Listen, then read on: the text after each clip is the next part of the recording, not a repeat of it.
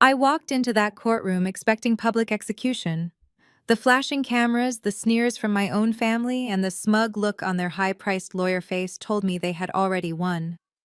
They were ready to strip me of my dignity and throw me into a cell for a crime I did not commit. But then Judge Davis lowered his glasses. He looked at the mountain of evidence my parents provided. Then he looked at my brother Marcus, and finally he asked one single question. That question made my father freeze, my brother's smirk vanish, and their shark of a lawyer turn paper white on the spot. It was the moment an 8-year secret finally came to light. My name is Sophia King, and at 34 years old, I am the black sheep of one of Atlanta's most prominent families. My parents are pillars of the church. My brother is the CEO of King Foundations, and I am just the failure who drives a 10-year-old Honda and works data entry. Or at least that is what they think. Before I tell you how I legally dismantled my entire family empire in less than 10 minutes, please let me know where you are watching from in the comments below. Hit like and subscribe if you have ever had to let people underestimate you just so you could survive. The nightmare began last Saturday night at the Black Excellence Gala. This was the event of the year in Atlanta. 500 of the city's most influential people were packed into the grand ballroom of the Ritz-Carlton. Crystal chandeliers, heavy velvet curtains, and enough diamonds to pay off the national debt. I did not want to be there. I was wearing a simple black dress I bought off the rack 3 years ago, trying to blend into the wallpaper near the kitchen exit. My mother, heavily adorned in gold and silk, had only invited me because it looked bad for the family image if I was absent. "We are a family of unity," she had hissed at me earlier that day. "Do not embarrass us with your poverty, Sophia. Just sit in the back and clap." At the center table, bathed in the spotlight, sat the golden trio, my father looking dignified in his tuxedo, my mother waving like royalty, and Marcus, my older brother, and the supposed genius behind our family construction business. Next to him sat his wife Ashley. Ashley is the kind of woman who smiles with her mouth but hates you with her eyes. She adjusted her pearls and whispered something to Marcus that made them both look back at me and laugh. I sipped my lukewarm water and checked my watch. I just wanted to go home to my quiet apartment and my real work. But then the music stopped. Marcus stood up, tapping a spoon against his champagne glass. The room went silent. "Thank you all for coming," Marcus announced, his voice smooth and practiced. "Tonight we celebrate not just King Foundations, but the integrity and honesty that my father built this company on. We are a family that believes in truth." The crowd applauded. I felt bile rise in my throat. Integrity.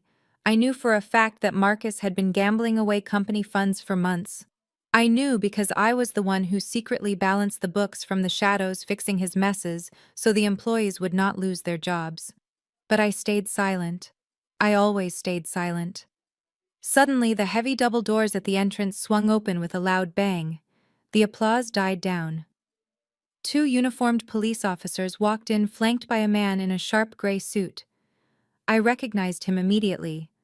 Robert Vance, the most aggressive, expensive corporate litigator in the state.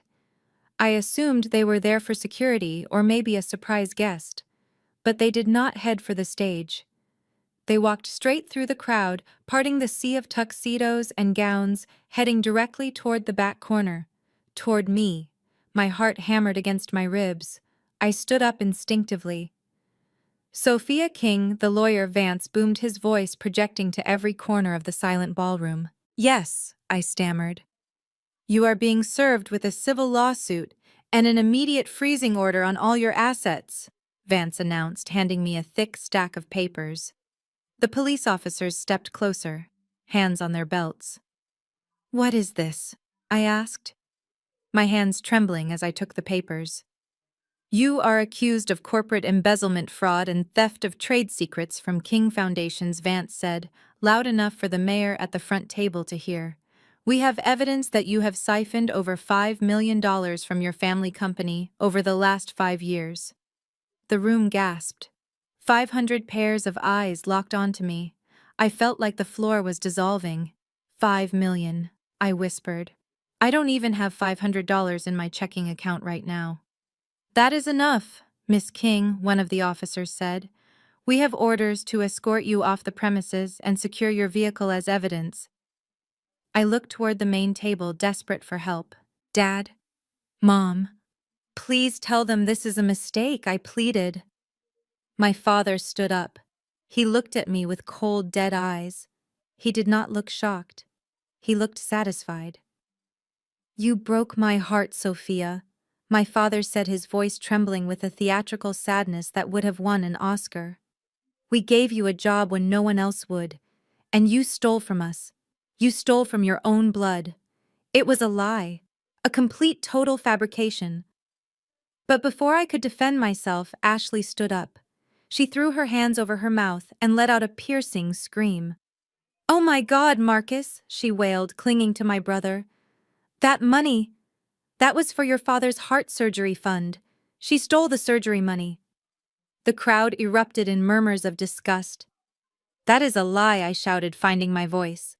"Dad's insurance covers everything. There is no fund." "How could you?" Sophia Ashley screamed louder, her face turning red. She slumped against Marcus, performing a perfect delicate feint. Marcus caught her looking at me with pure hatred. "Get her out of here," Marcus yelled at the police. "Get that monster out of my sight before she kills my father with grief." The officers grabbed my arms. They did not handcuff me, but the grip was tight enough to bruise. As they marched me past the tables of people I had known my entire life, I saw the looks on their faces. Disgust, pity, judgment. I was being paraded like a criminal. My reputation, my name, everything was being incinerated in real time. As we reached the doors, I looked back one last time. Ashley had miraculously recovered from her faint and was sipping water. My mother was dabbing dry eyes with a napkin, but it was my father who caught my eye. He raised his glass slightly, just an inch, and smirked. It was a small, almost imperceptible movement, a signal. This was not a misunderstanding. This was an execution. They needed a scapegoat for Marcus's missing millions, and they had decided to sacrifice me. I let the officers push me out into the cool night air. The heavy doors slammed shut behind me, muting the sound of the party resuming. They thought they had won. They thought they had just buried the family failure.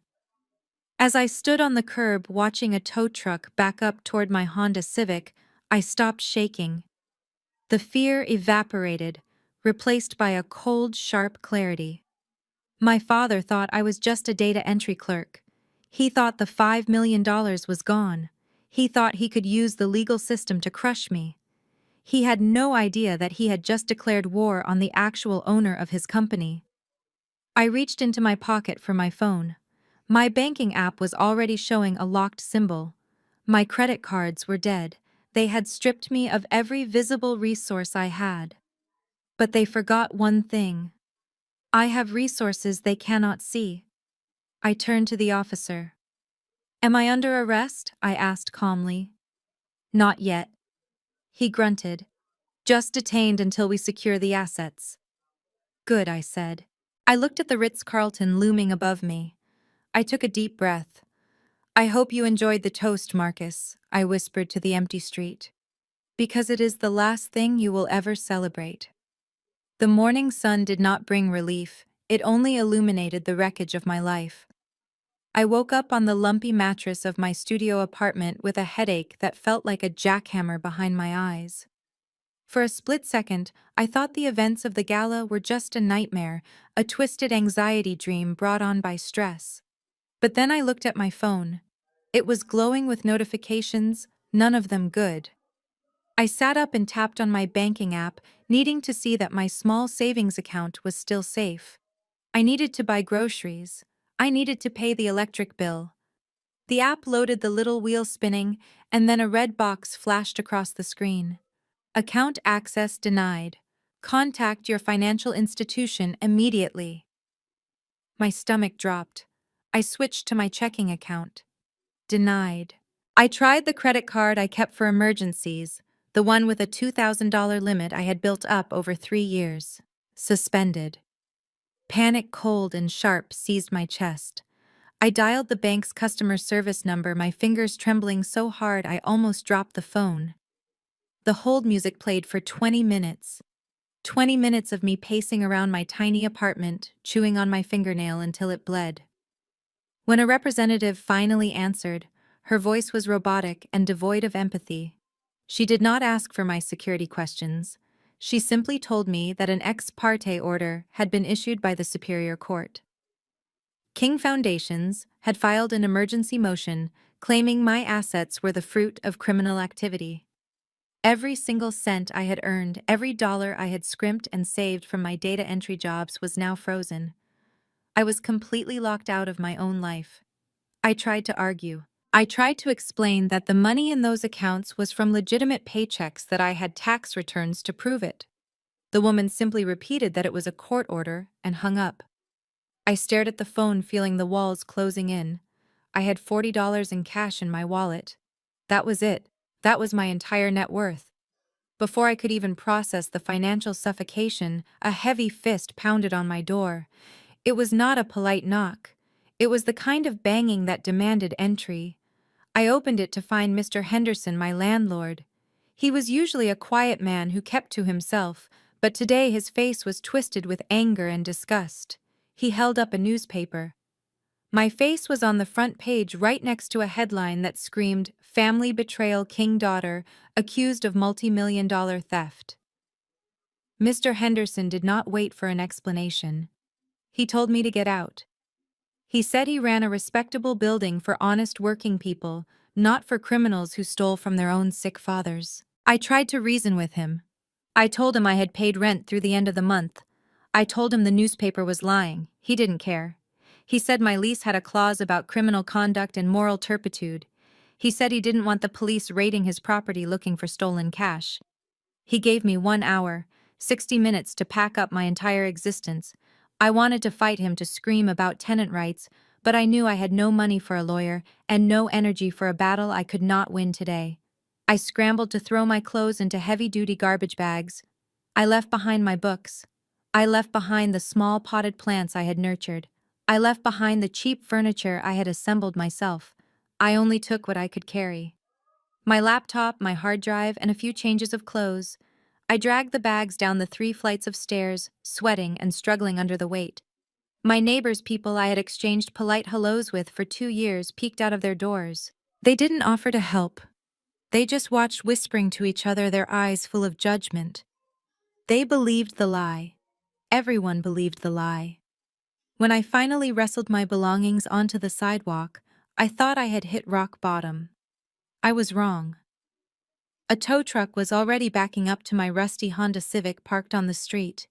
I dropped my bags and ran toward the driver, waving my arms frantically. I screamed at him to stop. That car was 10 years old.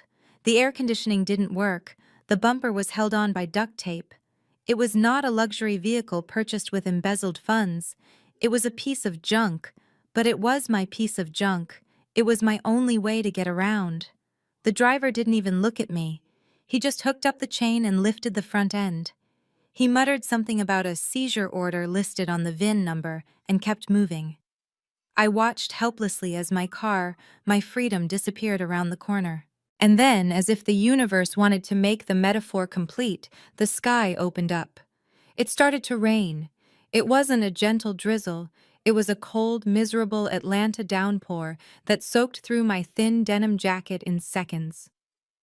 I stood there on the curb, surrounded by black trash bags, shivering and wet. I was homeless. I was penniless. I was footless. I was completely exposed to the elements and the world.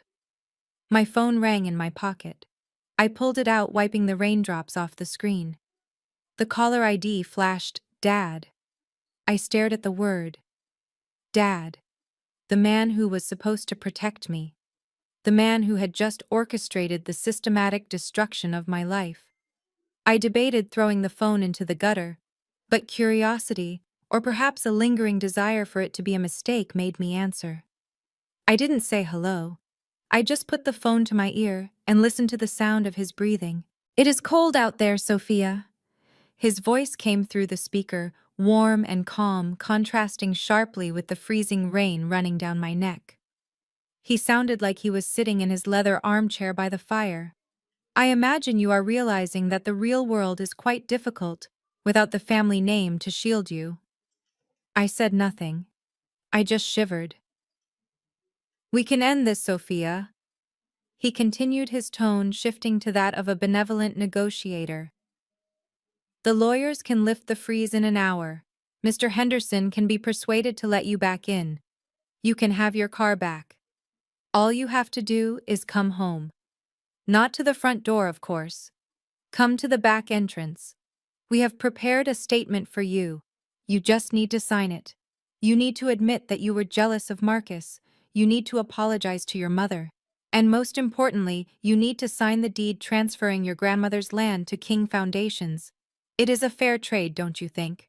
Your freedom for a piece of dirt that you don't even use. I closed my eyes. The land. Grandma's land. It was the only thing she had left me, directly bypassing my father. It was a few acres of undeveloped woods on the edge of town. My father had always called it worthless swamp, but now, suddenly, it was the price of my life. I realized then that this wasn't just about Marcus's theft. This was a shakedown. They wanted the land. They probably had a buyer lined up. If I signed, they would pave over Grandma's garden. They would destroy the only legacy that mattered to me. I hate you, I whispered. It was not a scream. It was a statement of fact. Don't be dramatic. He laughed softly. You have 1 hour before we press criminal charges. Think about it. You are wet, you are poor, and you are alone. You have no one, Sophia. You are nothing without us. He hung up. The line went dead. I stood there listening to the relentless rhythm of the rain hitting the pavement. He was right about one thing. I was wet and poor, but he was wrong about the rest. I wasn't alone, and I was definitely not nothing. I looked at my smartphone. They were tracking it. I knew Marcus and his paranoia. He had probably installed spyware on it months ago. I popped the back case off, ripped out the battery, and dropped the pieces into a muddy puddle at my feet. I grabbed my bags and started walking. I walked 3 miles in the pouring rain, my shoes squishing with every step, my hands numb from the cold. I walked until I found a gas station on the edge of a bad neighborhood, the kind of place with bars on the windows. There, attached to a graffiti-covered wall, was a payphone. It was a relic, ancient and rusted, but I prayed it still worked. I dug into my pocket and found the single quarter I had kept for the shopping cart at the grocery store. I inserted the coin and dialed a number I had memorized 8 years ago. I had never dared to call it. I had hoped I would never have to. It rang once, twice, 3 times. A deep voice answered. No greeting, just silence waiting for a code. I took a deep breath, tasting the rain and the grit of the city. My voice was steady, stronger than it had been all day. Activate the Phoenix Protocol, I said. Authentication code Alpha Zulu 904. There was a pause on the other end. A pause that felt like an eternity. Then the voice spoke, calm and professional. Identity confirmed, Miss King. We have been waiting for your call. A car is 3 minutes away. Leave the bags. You won't need them where you are going. I hung up the phone. I looked at the trash bags filled with my old clothes, the last remnants of the Sophia King my family thought they knew. I left them right there on the sidewalk. I straightened my spine and waited for the car that would take me to my true life. The game had just changed. My father wanted a war. He was about to get an apocalypse. The black sedan that picked me up took me to a safe house on the outskirts of the city, a place with heavy curtains and secure locks. I thought I had escaped the immediate danger, but I had underestimated the reach of a woman scorned. I sat on the edge of the unfamiliar bed, the adrenaline of my escape fading into a dull ache when my new burner phone began to vibrate. It was not a call. It was a notification from a social media app I barely used, then another, then 100 more. The phone buzzed so violently it danced across the nightstand. I picked it up, dread pooling in my stomach, and clicked on the link that everyone seemed to be sharing. It was a live stream. The video was titled "The Truth About My Sister-in-Law." There on the small screen sat Ashley. She was sitting in my parents' living room, the lighting perfectly arranged to make her look pale and fragile. She was not wearing her usual designer makeup. Her hair was messy, pulled back in a loose bun, and she was dabbing at her eyes with a tissue. She looked like a grieving angel. "Hi, everyone," Ashley whispered, her voice cracking theatrically.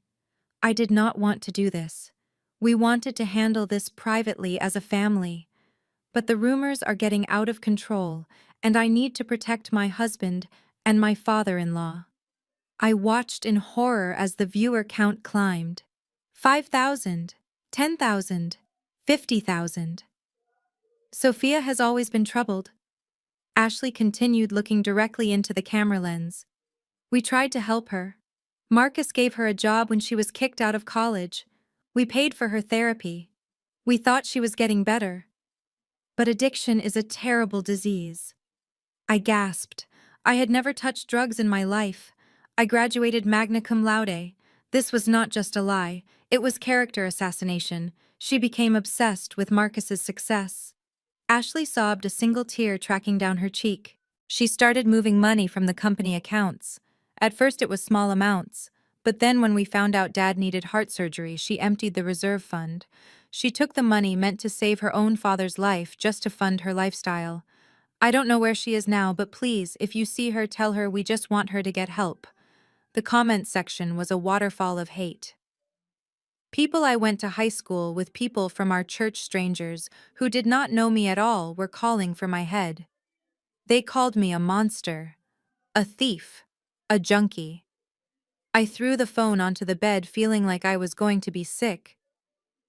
Ashley had weaponized the one thing I could not fight with: logic, emotion. She had turned the entire city into her personal army. An hour later, an email pinged into my inbox. It was from the temp agency that managed my cover job as a data entry clerk. "Dear Sophia, due to recent public allegations that violate our code of conduct regarding criminal behavior, we are terminating your contract effective immediately. Please do not return to the office." I laughed, a dry, humorless sound. That job paid $15 an hour. I did not need the money, but I needed the illusion. Being fired meant my cover was blown. It meant that to the world I was now not just a thief, but an unemployed thief. My phone chimed again. A text from my cousin Jasmine. "We used to braid each other's hair when we were kids. How could you do this to Uncle Robert? You are dead to us." Then a message from Mrs. Gable, the choir director. "I am praying for your soul, Sophia. Satan has truly taken hold of your heart." I turned the phone off. Silence was the only defense I had left in that moment. I sat in the dark, watching the headlights of passing cars slice through the curtains. I realized then that my financial assets were not the only thing they had frozen. They had frozen my humanity. They had stripped away my history, my relationships, and my reputation, replacing them with a caricature of a villain that suited their narrative. 2 days later, hunger forced me out of the safe house. The pantry was empty, and I needed to eat. I pulled a baseball cap low over my eyes and wore an oversized hoodie, hoping to become invisible. I walked to a discount grocery store 3 blocks away, keeping my head down. The store smelled of bleach and old produce. I grabbed a basket and moved quickly, selecting the cheapest items I could find. A loaf of generic bread, a jar of peanut butter, 6 packets of instant ramen. It was a grim menu for a woman who secretly owned a private equity firm, but I had to play the part. I had to survive on the $40 in my pocket until the Phoenix Protocol unlocked my offshore reserves.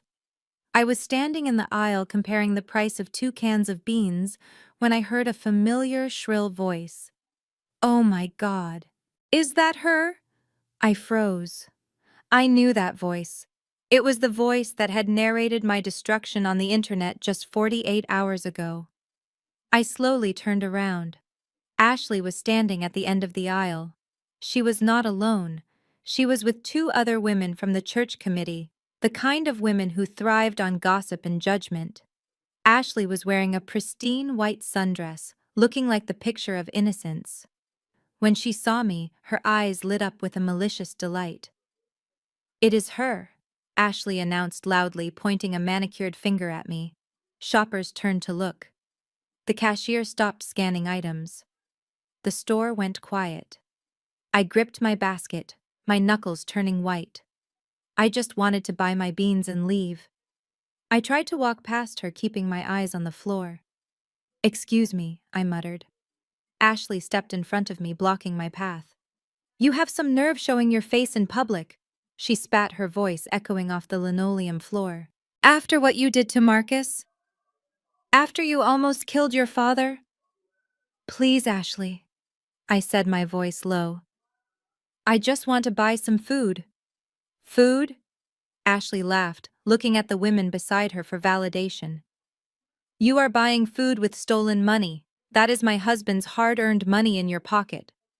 "I am using change I found in my couch," I said through gritted teeth. "Let me pass." Ashley looked at my basket. She saw the ramen, the cheap bread, the beans. A cruel smirk spread across her face. "Look at this," she announced to the store.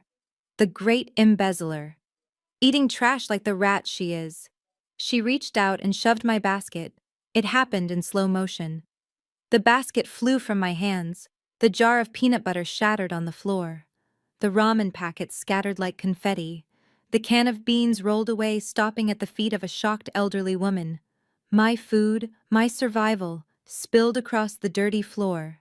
Ashley stood over the mess, looking triumphant. "Oops," she said, her voice dripping with fake apology. "I guess you are clumsy too.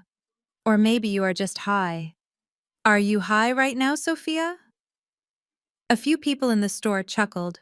Someone took out their phone and started recording. I could feel the heat rising in my cheeks, the humiliation burning my skin. This was what she wanted. She wanted me to scream. She wanted me to attack her so she could have more content for her next video. She wanted the monster she had created to come to life. I looked down at the broken glass and the peanut butter. I looked at the ramen noodles that I would not be eating tonight. Then I looked up at Ashley. Something inside me shifted. The shame evaporated, replaced by a cold, hard resolve. I saw her for what she was. Not a powerful adversary, but a desperate, greedy woman who was playing checkers while I was playing three-dimensional chess. I did not scream. I did not cry. I stepped over the mess she had made and closed the distance between us until I was inches from her face. She flinched, expecting a blow. I lowered my voice, so only she could hear, though the intensity of my words made her stiffen. "You enjoy this, Ashley. You enjoy the likes and the comments and the pity." "I am just telling the truth," she hissed, though her eyes darted nervously to the phone recording us. I smiled. It was not a nice smile. "Here is some truth for you," I whispered. "You see that mess on the floor? That is exactly what your life is going to look like in about 2 weeks. Are you threatening me?" she asked loudly, trying to regain the audience. "No," I said calmly, stepping back. "I am giving you financial advice." I gestured to the receipt sticking out of her designer purse. "You should keep that receipt for the wine you just bought Ashley, and the receipt for that dress, and every other receipt for every dollar you spend from today forward." "Why?" she scoffed. "Because," I said, my voice carrying clearly through the silent store. "When the forensic auditors are done with Marcus, and when the IRS finishes with you, you are going to need every single scrap of paper to prove you did not spend my money. You are going to need those receipts to fill out your bankruptcy filing." Ashley's mouth fell open. The color drained from her face. She didn't know how I knew about the tax evasion, but the fear in her eyes told me I had hit a nerve. I turned to the cashier, who was watching with wide eyes. "I am sorry about the mess," I said politely. "Put it on her tab. She owes me $5 million anyway." I walked out of the store empty-handed but head high. I could hear Ashley screaming insults behind me, but they sounded distant, like the buzzing of a dying fly. I was hungry, yes, but I was no longer afraid. Let them have their internet fame. I had work to do. The email from Robert Vance arrived at precisely 9 in the morning. The subject line was simple: settlement opportunity. It was a summons disguised as an olive branch, an invitation to the lion's den, where they hoped to devour what was left of me. I arrived at the glass skyscraper in downtown Atlanta, wearing the same oversized hoodie and jeans I had worn to the grocery store. I wanted them to see a defeated woman. I wanted them to see a desperate daughter ready to beg. The receptionist looked at my sneakers with disdain before buzzing me through the heavy oak doors of the conference room. They were all there, arranged like a tableau of disappointed royalty. My father sat at the head of the table looking grave and weary, as if my existence was a burden he could barely carry. My mother sat to his right, clutching a handkerchief, her eyes already red and puffy. Marcus sat opposite them, drumming his fingers on the mahogany table, radiating a nervous, aggressive energy. And standing by the window looking out at the city he thought he owned was Robert Vance. Vance turned as I entered. He did not offer me a seat. He simply slid a thick leather binder across the polished table. It stopped inches from my hand. "Have a seat." Sophia Vance said, his voice smooth like oil. "We are all here because despite everything your family loves you. They want to avoid a messy trial. They want to give you a chance to redeem yourself." I pulled out a chair and sat down. I did not look at my family. I focused entirely on the binder. "What is this?" I asked, keeping my voice small and trembling. "It is a path forward," Vance said. "A confession of guilt and a repayment plan." I opened the binder. The first page was an admission of liability, stating that I, Sophia King, had embezzled $5 million from King Foundations to fund a gambling addiction and a lavish lifestyle. It was fiction, pure and simple. But it was the next few pages that made my blood run cold. The terms of the settlement were medieval. Clause 1.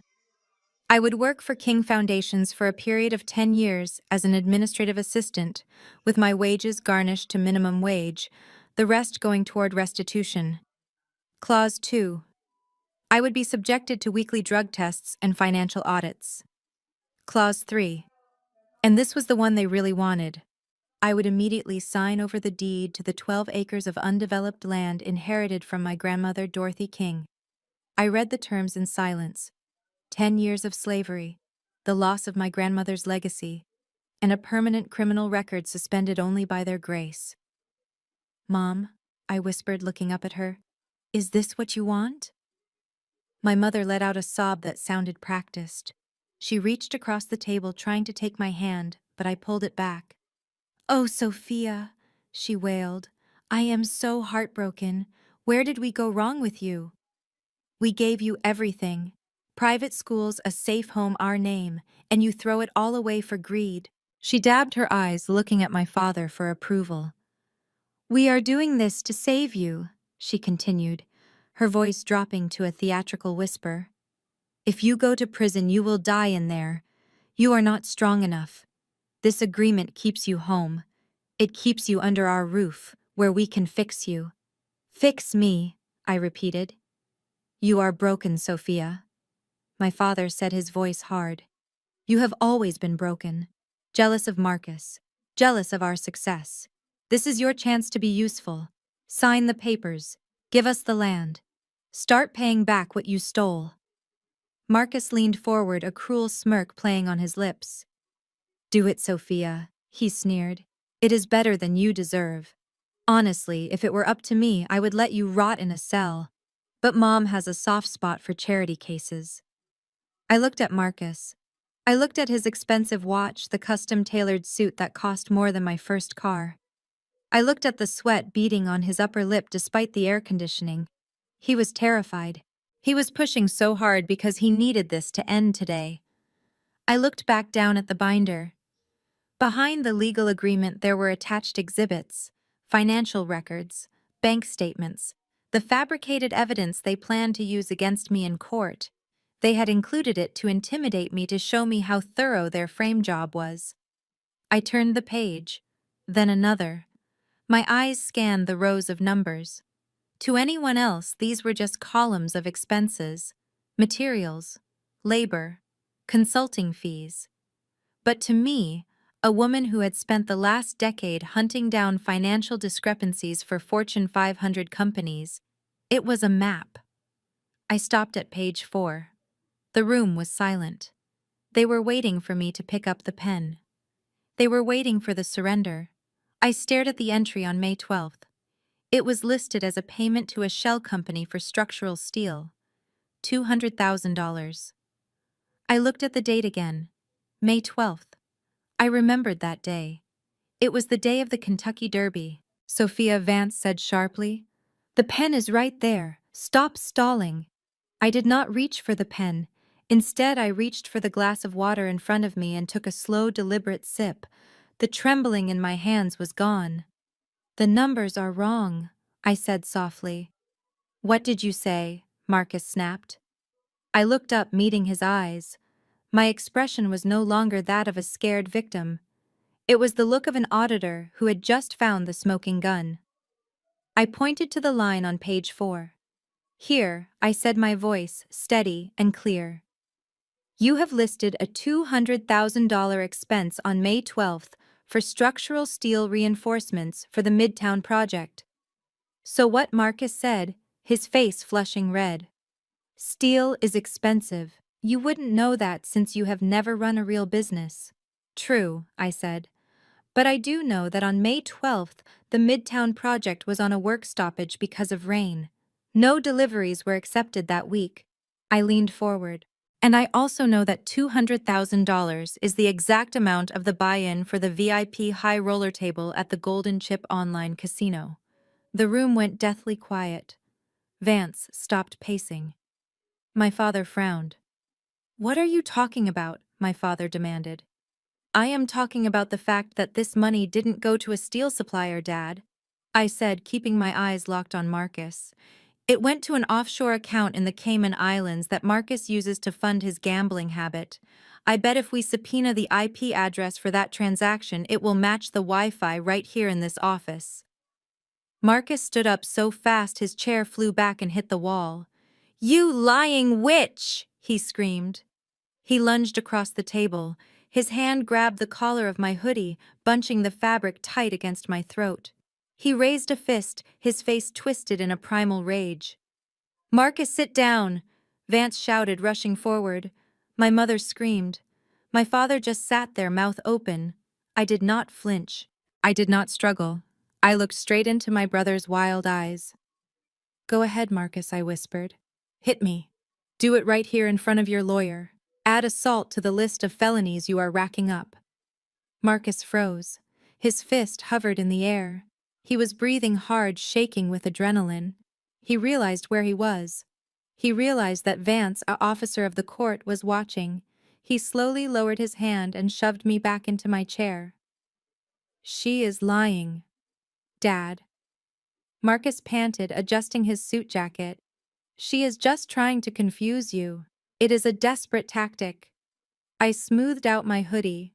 I stood up slowly. I closed the binder and slid it back toward Vance. I am not signing that, I said. Sophia. Please, my mother sobbed, but the performance was losing its steam. No, Mom, I said. I am done playing the villain in your little play. I walked to the door. My hand hovered over the handle. I turned back to look at them one last time. You brought me here to trap me, I said. You thought I was a cornered animal, but you forgot one thing about animals, Marcus. They bite back. You have nothing. Marcus spat. You are homeless. You are broke. You are nobody. I smiled. It was a cold, dangerous smile. Keep telling yourself that, brother. But a word of advice. Don't bet on the ponies this weekend. You are going to need that cash for bail. I walked out of the conference room and let the heavy door slam shut behind me. As I walked past the receptionist, I pulled a small, hidden voice recorder from my pocket and clicked the stop button. I had the offer. I had the blackmail attempt. And I had Marcus losing control when confronted with the truth. I stepped into the elevator and watched the numbers go down. I was still broke. I was still being sued. But now I had the first drop of blood, and sharks can smell blood from miles away. I left the mediation room with a sense of grim satisfaction, but I knew I had just backed a pair of dangerous animals into a corner. Marcus was volatile and not particularly bright, but Ashley possessed a cunning sort of desperation that terrified me. I knew they would not just sit back and wait for me to expose the gambling debts. They needed to destroy my credibility before I could use the recording I had just made. I underestimated just how far they were willing to go. I thought we were playing a game of chess involving financial records and reputations. I did not realize they had decided to burn the entire board. I was staying at the Starlight Motel on the edge of the city, a place where the neon sign buzzed incessantly and the locks were merely suggestions. It was the only place that would take cash without a credit card hold. I spent the next 48 hours working on the Phoenix Protocol, organizing the forensic trail that would exonerate me. I was careful. I used a burner laptop for my real work. But I had made one critical error. I still had my old laptop, the gray Dell I had used for my data entry job and for family business for years. It was sitting on the nightstand connected to the motel Wi-Fi. I did not think it mattered. It was just a machine. I did not know that across town in the pristine office of a private security firm my brother and his wife were meeting with a man who did not exist on any official payroll. They paid him $10,000 in cash money Marcus had likely pawned his watch to get. The job was simple, but devastating. They did not just want to find evidence, they wanted to create it. While I slept that night exhausted from the stress, a remote access Trojan was activated on my old laptop.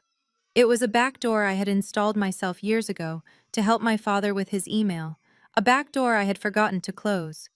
The hacker spent 3 hours planting a digital narrative that was horrifyingly convincing. He created a folder deep in the system files, labeled distinctively. Inside, he drafted dozens of emails addressed to a fictional foreign partner named Oleg in Estonia. The emails were detailed. They discussed structuring deposits to avoid IRS detection. They referenced the exact amounts that were missing from King Foundations. They even included fake wire transfer confirmations that looked identical to the ones used by major international banks. By the time the sun came up, my old laptop was no longer a tool for work. It was a smoking gun loaded with my fingerprints. The wake-up call came at 4 in the morning. There was no knock this time. The door to room 104 simply exploded inward with a deafening crash. I bolted upright, blinded by the tactical flashlights mounting the barrels of assault rifles. Men in body armor swarmed the tiny room, screaming conflicting commands. Get on the ground. Hands where I can see them. Do not move. I was thrown onto the threadbare carpet, my cheek pressed against the grit and dust. I felt the cold steel of handcuffs ratcheting tight around my wrists, tighter than before. This was not a civil dispute anymore. This was a felony raid. Secure the device, a detective shouted. I watched sideways as a gloved hand grabbed the old Dell laptop from the nightstand. They bagged it instantly. They did not touch the burner laptop hidden under the mattress. They knew exactly what they were looking for. They knew exactly where it was. That was when the cold realization washed over me. This was a setup, a perfectly choreographed hit. I was dragged out of the motel in my pajamas, paraded past the flashing blue lights. The neighbors were watching again, confirming every lie Ashley had told on the internet. I was processed at the county jail, fingerprinted, and thrown into a holding cell that smelled of bleach and despair. I sat there for hours shivering, waiting for someone to tell me what was happening. Finally, the heavy steel door buzzed open. A man walked in looking harried and exhausted. He wore a suit that was 2 sizes too big and had a mustard stain on the lapel. He carried a file that was already overflowing with papers. This was Gary, the public defender assigned to my case because my assets were frozen and I could not afford private counsel. Gary did not sit down. He threw the file onto the metal table between us. The sound echoed in the small room. You are in deep trouble, Sophia, Gary said, rubbing his eyes. I have seen bad cases, but this is a disaster. I didn't do it. I said, my voice hoarse. Gary laughed, a dry, cynical sound. Everyone didn't do it. But the district attorney just sent over the preliminary forensics on your laptop. They found the emails, Sophia. Dozens of them.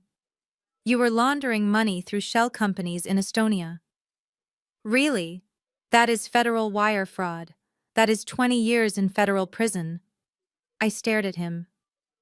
Estonia. I had never even been to Europe. I never wrote those emails, I insisted. They were planted. My brother hired someone. Gary sighed and leaned against the wall. Look, the timestamps match the times your computer was active. The IP address matches your location. The prose style matches your other documents. It is a slam dunk for the prosecution. They are going to paint you as a mastermind who got greedy. He leaned in closer. Here is the deal. The DA is offering a plea because they want to wrap this up quickly for the press. You plead guilty to 1 count of fraud. You serve 5 years. You pay restitution. You get out while you are still young enough to start over. If you go to trial, they will bury you. They will give you 20 years, Sophia. Take the deal. I looked at the plea agreement he slid across the table. It was an admission of guilt. If I signed it, Marcus won. Ashley won. My parents won. I would be the criminal they said I was, and they would keep their stolen empire. I closed my eyes. I thought about the land. I thought about the smirk on Marcus's face. I thought about the peanut butter on the floor of the grocery store. No, I said. Sophia, be reasonable, Gary groaned. I have 50 other cases on my desk. I cannot win this for you. The evidence is overwhelming. You have no money for experts. You have no money for a real defense. You are alone. I stood up. The chair scraped loudly against the concrete floor. I am firing you, Gary. He blinked, surprised. You can't fire me. I am free. You can't afford anyone else. I didn't say I was hiring anyone else, I lied. I just said, I am firing you. Get out. Gary shook his head, picked up his briefcase, and walked to the door. You are making a mistake. A fatal mistake. As the door opened to let Gary out, a commotion in the hallway made him stop. A man was arguing with the guard.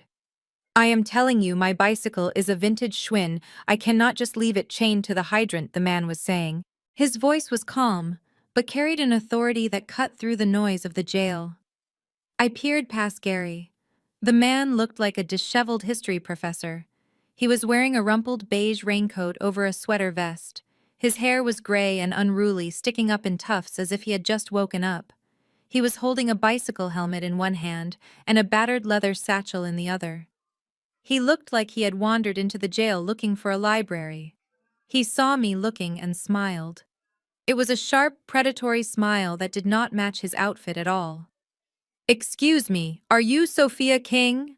The man asked, pushing past the confused guard and the stunned public defender. Yes, I said. Excellent, the man said, walking into the cell and dumping his helmet on the table. He looked at Gary. You must be the public defender. You can go now.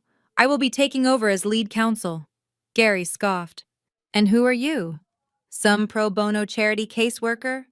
The man adjusted his glasses and looked at Gary with eyes that were suddenly cold and hard as flint. My name is Elias Thorne. Gary's jaw dropped. The color drained from his face instantly. He looked from the disheveled man to me and back again. Elias Thorne.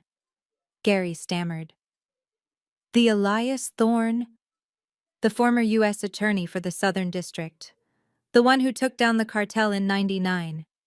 That would be me, Elias said, pleasantly opening his satchel. Although I prefer to think of myself as semi-retired these days. Now, unless you want to stay and take notes on how to actually defend a client, I suggest you leave. Gary scrambled out of the room so fast he almost tripped. The door clanged shut, leaving me alone with the man who looked like a vagrant, but commanded fear like a general. Elias Thorne looked at me. He pulled a sandwich out of his pocket and took a bite. Your grandmother Dorothy was a hell of a poker player, he said, chewing thoughtfully. She called me 3 years ago. She said her granddaughter might need a shark one day, but that the shark should look like a goldfish. She paid my retainer in full. He tossed a file onto the table. It landed on top of the plea deal. I reviewed the evidence they planted, Elias said. It is good work, very detailed. But they made one mistake. What mistake, I asked, feeling the first glimmer of hope I had felt in days. They time-stamped the emails for last night, Elias said. But they forgot that the Starlight Motel had a power outage between 2 and 4 in the morning due to the storm. Your router was dead. You couldn't have sent an email to Estonia if you wanted to. He smiled again, and this time it looked like a wolf baring its teeth. They walked right into the trap, Sophia. Now let's go make them regret they ever learned how to use a computer. I was sitting in a diner booth across from Elias Thorne reviewing the forensic accounting strategy when my phone rang. It was my mother. I hesitated. Elias shook his head slowly, warning me not to answer, but the persistent buzzing felt like a physical pull. I slid the answer button. Before I could say a word, a scream pierced my ear. It was a sound of raw, guttural agony that made the hair on my arms stand up. "Your father!" My mother shrieked, her voice breaking into hysterical sobs. He collapsed, Sophia. His heart stopped. "The doctors are working on him now. You killed him. You finally killed him." The phone slipped from my hand and clattered onto the table. The world tilted on its axis. In that moment, the lawsuit, the embezzlement accusations, and the fake emails vanished. All I could see was my father, the man who taught me to ride a bike, the man whose approval I had spent 34 years chasing, lying cold on a gurney. Elias grabbed my wrist as I scrambled to stand up. He told me it was a trap. He told me that narcissists use health scares as a weapon when they are losing control. But I could not listen. The conditioning ran too deep. I pulled away from my lawyer and ran out of the diner. I drove to the hospital in a trance, my heart hammering against my ribs like a trapped bird. When I sprinted into the waiting room of the cardiac wing, I hit a wall of hostility so thick it was suffocating. It seemed like half the congregation of Greater Ebenezer Baptist Church was there. My aunts, my cousins, the deacons, people I had known my entire life. They were huddled in small prayer circles, but when they saw me, the praying stopped. The silence was deafening. Aunt Sarah, my father's oldest sister, stepped forward. She was a large woman who usually greeted me with a warm hug. Today, she looked at me with pure venom. "You have some nerve showing your face here," she hissed, blocking my path to the double doors. "He is in there fighting for his life, because his heart could not take the shame you brought on this family." I tried to step around her. "Aunt Sarah, please, I just want to see him." "You want to see what?" Aunt Sarah shouted, causing a nurse at the station to look up. "You want to see the machine breathing for him. You want to finish the job. You are a selfish, ungrateful child. We always knew you were jealous of Marcus, but we never thought you were evil." I shrank back. The words cut deeper than any legal threat. I looked around the room, begging for a friendly face. I saw my cousin Jasmine, the one who had texted me earlier. She turned her back on me. I saw Deacon Miller shaking his head in disgust. I was completely alone in a room full of my blood relatives. Then the double doors swung open, and Pastor Jenkins walked out. He was a tall man with silver hair and a deep baritone voice that commanded authority. He was holding a Bible against his chest. He saw the commotion and walked straight to me. He did not yell. His approach was softer, more insidious. He placed a heavy hand on my shoulder. "Sister Sophia," he said, his voice dripping with disappointed solemnity. "I have just prayed over your father. His spirit is restless. He is holding on to so much pain. Is he going to be okay?" I asked, tears streaming down my face. "That depends on the Lord," Pastor Jenkins said, looking deep into my eyes. "But the Bible tells us to honor our father and mother so that our days may be long. Right now, your father is suffering because there is unfinished business. He is worried about the legacy. He is worried about the company." He leaned closer, lowering his voice so only I could hear. "If you want him to find peace, if you want God to spare him today, you need to unburden his heart. Your mother says there are papers you refuse to sign, papers that would secure the family's future.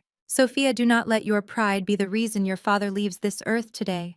Go in there, repent, and sign the papers. Give him that peace. The guilt crashed over me like a tidal wave. Maybe Elias was wrong. Maybe I was the villain. If my father died thinking I hated him, I would never forgive myself.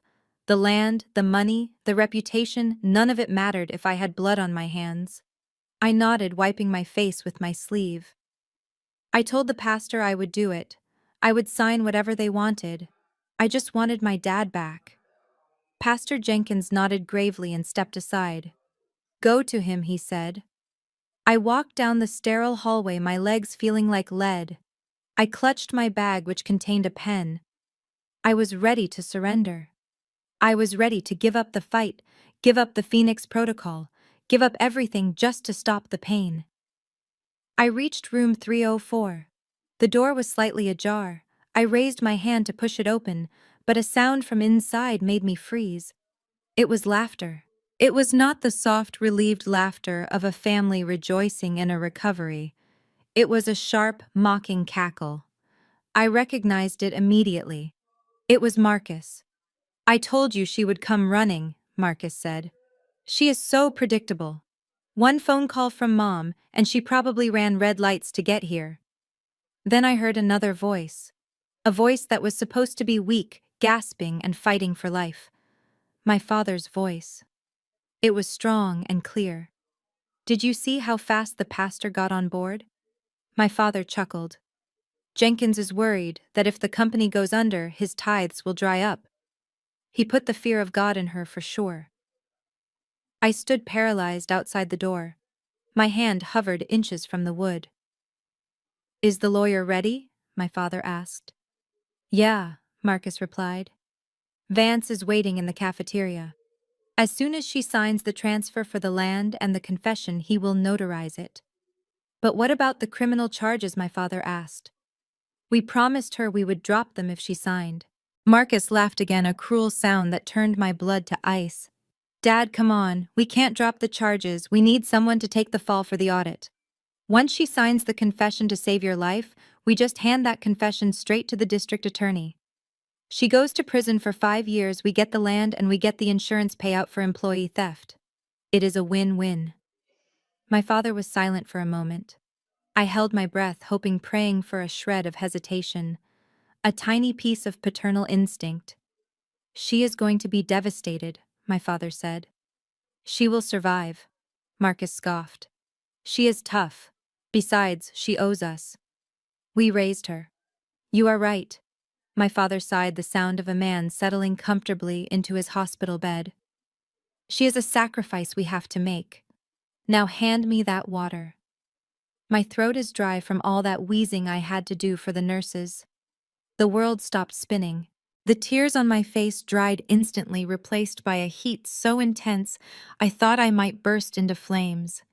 The grief I had felt moments ago evaporated. The guilt vanished. In their place, a cold, diamond-hard resolve settled in my chest. They were not just stealing from me. They were not just lying. They were planning to imprison me. They were laughing about sending their own daughter, their sister, to a cage for 5 years, just to cover their own incompetence and greed. I looked down at the bouquet of flowers I had grabbed from the hospital gift shop on my way in. White chrysanthemums. In many cultures, they are used for funerals. It was fitting, because the father I thought I had just died in that room. I took a deep breath. I smoothed my hair. I adjusted my jacket. I did not barge in screaming. I did not kick the door down. That is what the old Sophia would have done. The new Sophia, the owner of Phoenix Holdings, walked in with the grace of an executioner. I pushed the door open. The scene inside was almost comical. My father, who had just been laughing, instantly threw his head back against the pillows, clutching his chest and letting out a weak groan.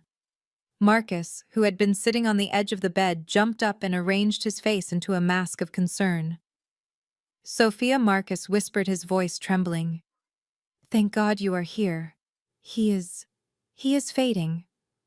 My father opened one eye, looking at me with a tragic expression. Daughter, he wheezed. You came. I stood at the foot of the bed. I did not move closer. I stared at them, letting the silence stretch until it became uncomfortable. "I brought you flowers, Dad," I said, my voice flat and devoid of emotion. I tossed the white chrysanthemums onto his chest. They landed with a soft thud. He flinched. A dying man does not flinch. "Did you bring the papers?" my father rasped, ignoring the flowers. "I just want peace before I go." I looked at Marcus. I looked at the heart monitor, which was beeping a steady, strong rhythm. "I heard the doctor is amazing here," I said calmly. "He must be a miracle worker. Because 5 seconds ago I heard you laughing about how you were going to use my confession to send me to prison after I signed over Grandma's land." The color drained from Marcus's face. My father sat up, forgetting to wheeze. "Sophia, wait," Marcus stammered. "You misunderstood." "No, I don't think I did," I said. "I think I understood perfectly for the first time in my life. You are not sick, Dad. You are just sick in the head." I pulled out my phone. "I suggest you check out soon," I said. "Because insurance fraud is another felony, and I would hate for them to add it to your list before I do." I turned to leave. "If you walk out that door, you are dead to this family," my father shouted, his voice booming with its usual strength, the heart attack completely forgotten. I stopped. I didn't turn around. "I was dead to you the moment I was born," I said. "I was just a spare part, but guess what? The spare part just became the engine." I walked out of the room, past the stunned pastor, past Aunt Sarah, past the weeping cousins. I walked straight out of the hospital into the bright sunlight. I didn't cry. I pulled out my burner phone and dialed Elias. "Put the pedal to the floor, Elias," I said. "Destroy them." Walking out of that hospital room was the emotional severing, but the next morning marked the beginning of the surgical removal. I met Elias Thorne at his makeshift office, which was actually the back room of a 24-hour laundromat. It smelled of detergent and stale coffee, but to me it smelled like justice. Elias was wearing a different sweater vest today, this one with a hole in the shoulder, but his eyes were sharp as he drafted the discovery motion. We were not just asking for a few bank statements. We demanded the last 10 years of tax returns, general ledgers, vendor contracts, and internal communication logs for King Foundations. When the request hit Robert Vance's desk, I imagine he laughed. In the legal world, discovery is often used as a weapon of attrition. The side with the most money usually wins because they can afford to drown the opposition in paperwork. 2 days later, a white delivery van pulled up to the curb outside the laundromat. 2 men in jumpsuits unloaded 50 banker boxes heavy with paper. They stacked them against the washing machines, blocking the view of the dryers. Vance had sent over 100,000 pages of documents. It was a classic defense tactic, known as paper burying. Instead of just sending the relevant financial records, they had included everything. There were lunch receipts from 2014. There were printed emails about the office holiday party. There were drafts of brochures that were never published. They had taken the needle we were looking for and thrown it into a haystack the size of a mountain. A courier handed me a note from Vance attached to the top box. It read simply, "Good luck finding anything before the trial date." Elias kicked one of the boxes. "They expect you to quit," he said, popping a breath mint. "They know you cannot afford a team of paralegals to sift through this garbage. A standard review of this much material would cost $50,000 and take months. We have 3 weeks." I ran my hand along the cardboard edge of the nearest box. I felt a vibration of excitement that I had not felt in years. Marcus and Vance thought they were burying me. They thought they were giving me an impossible task. They did not know that for the last 8 years, this was exactly what I did for a living. I was not just a data entry clerk. I was a ghost auditor. Major corporations hired me when they suspected internal fraud, but did not want to alert their shareholders. I had spent thousands of hours in windowless rooms just like this one, finding the single transposed number that revealed $1 million theft. "They didn't bury me," I said to Elias. a small smile playing on my lips. They just sent me the ammunition. I moved the boxes into the small back office. I pushed the desk against the wall. I set up my lamp. I brewed a pot of coffee strong enough to wake the dead, and then I went to work. For the next 72 hours, I did not leave that room. I did not sleep. I barely ate. I entered what I call the zone. To most people, a spreadsheet is just a wall of numbers. To me, it is a symphony. It has a rhythm and a flow. When money moves legally, it follows a predictable tempo. When money is being stolen, the rhythm breaks. It stutters. I started with the vendor lists.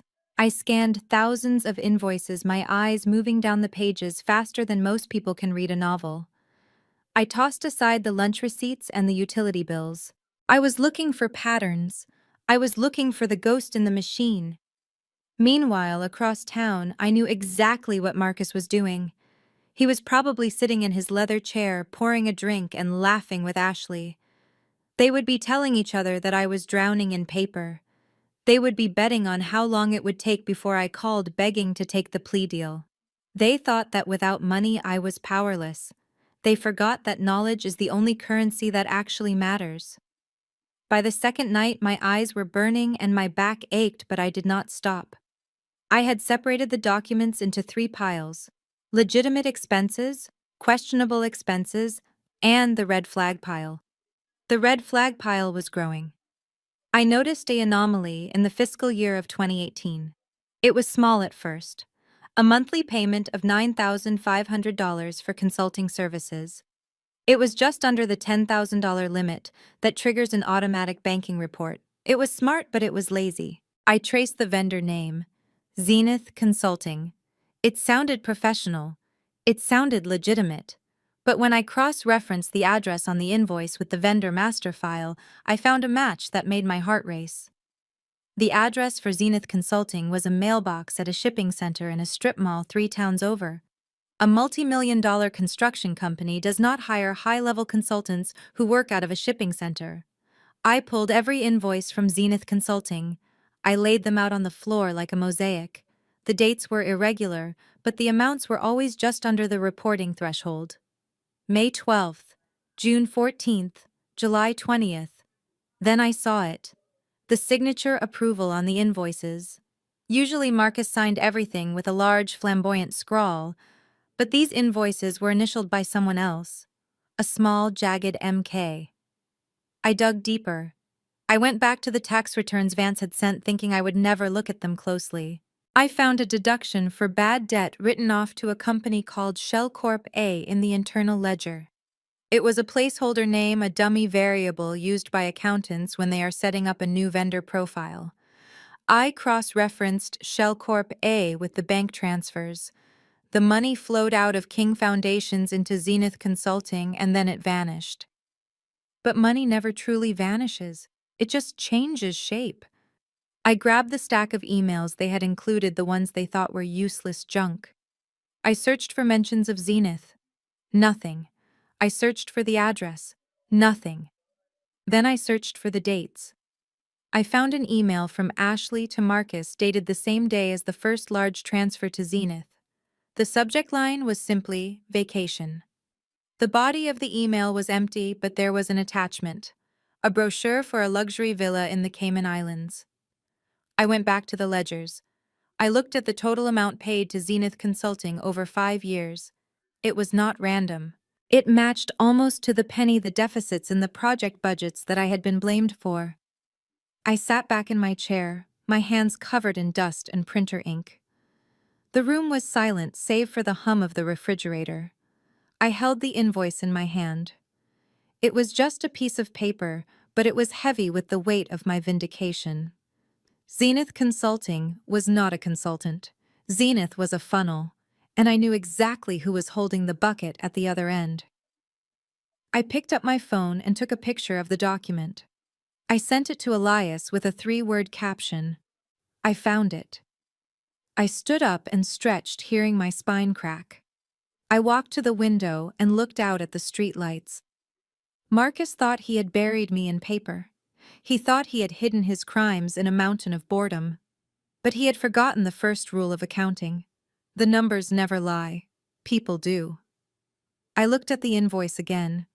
I circled the name Zenith Consulting with a red marker. This was the key. This was the loose thread that would unravel their entire tapestry of lies. And I was going to pull it until everything they had built came crashing down around their ankles. I turned off the lamp, leaving the room in darkness, except for the streetlight illuminating that single circled name. The hunt was over. The slaughter was about to begin. I sat in the dim light of the laundromat back office, staring at the invoice on my screen. Zenith Consulting had billed King Foundation's $45,000 on February 14th. The line item description was vague, merely stating project management services. But I knew better. I cross-referenced the transaction ID with the credit card merchant codes I had scraped from the bank data. The merchant code did not belong to a consulting firm. It belonged to Tiffany and Company. Marcus had bought a diamond ring for his mistress using company funds and disguised it as a business expense. He was not just a thief, he was a sloppy thief. I knew exactly who the mistress was. Her name was Chloe, a 22-year-old hostess at the casino where Marcus blew the family fortune. I had photos of them together thanks to a private investigator I had hired briefly 3 months ago. I looked at the picture of the invoice, then at the picture of the ring. I felt a cold surge of adrenaline. It was time to introduce a little chaos into the enemy ranks. I created a new anonymous email account. I attached the invoice. I attached the credit card receipt showing the Tiffany merchant code. And just for good measure, I attached a photo of Chloe wearing a ring that looked suspiciously identical to the one on the receipt. I typed a single line in the subject field. He is spending your inheritance on her. I typed Ashley's email address into the recipient bar. My finger hovered over the enter key. I took a sip of stale coffee and pressed send. Across town in the polished glass executive suites of King Foundations, Ashley was likely sipping a latte and planning her next interview to slander me. I imagined the notification pinging on her phone.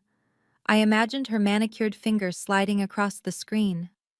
I imagined the moment her heart stopped. I did not have to imagine for long. According to the text update I received from a sympathetic receptionist named Brenda, who I had helped out of a financial jam years ago, the explosion was immediate. Ashley did not just get angry, she went nuclear. Brenda texted me that she heard a scream from the executive wing that sounded like an animal in a trap. Then came the sound of shattering glass. Ashley had stormed into Marcus's office while he was on a conference call with the bank trying to beg for a loan extension. She didn't care about the bank. She didn't care about the staff listening outside. She threw her phone at him, hitting him square in the chest. "You lying piece of garbage!" Ashley screamed, her voice echoing through the entire floor. "You told me that $45,000 was for the lumber supplier. You told me we were tight on cash because of Sophia, but you bought her a ring. You bought that cocktail waitress a ring with my money." Marcus tried to hush her up. He tried to close the door, but Ashley kicked it open. She started grabbing things off his desk. The Crystal Award for Business of the Year, the framed photo of the two of them. She threw them against the wall, smashing them into jagged shards. "I stood by you," she shrieked, tears streaming down her face, ruining her perfect makeup. "I lied for you. I went on television and destroyed your sister's reputation for you. And this is how you repay me. By stealing from our future to impress some girl who is barely legal." The employees were huddled in their cubicles, terrified. This was the perfect family, the golden couple unraveling in real time. That was when my mother arrived. She had been in the building for a board meeting. She rushed into the office not to comfort Ashley but to silence her. My mother grabbed Ashley's arm, her grip tight and bruising. "Stop it right now," my mother hissed, her voice low and dangerous. "Lower your voice. Do you want the whole city to know our business?" "Let go of me," Ashley yelled, trying to pull away. "Your son is a cheater and a thief." My mother slapped her. It was a sharp, crisp sound that silenced the room. "Pull yourself together," my mother said, her eyes cold. "Men make mistakes. It is the woman's job to hold the family together.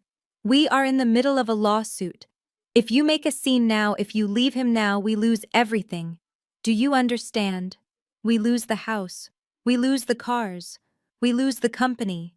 Is your pride worth being poor, Ashley? Ashley froze. The word poor hit her harder than the slap. She looked at Marcus, who was cowering behind his desk adjusting his tie.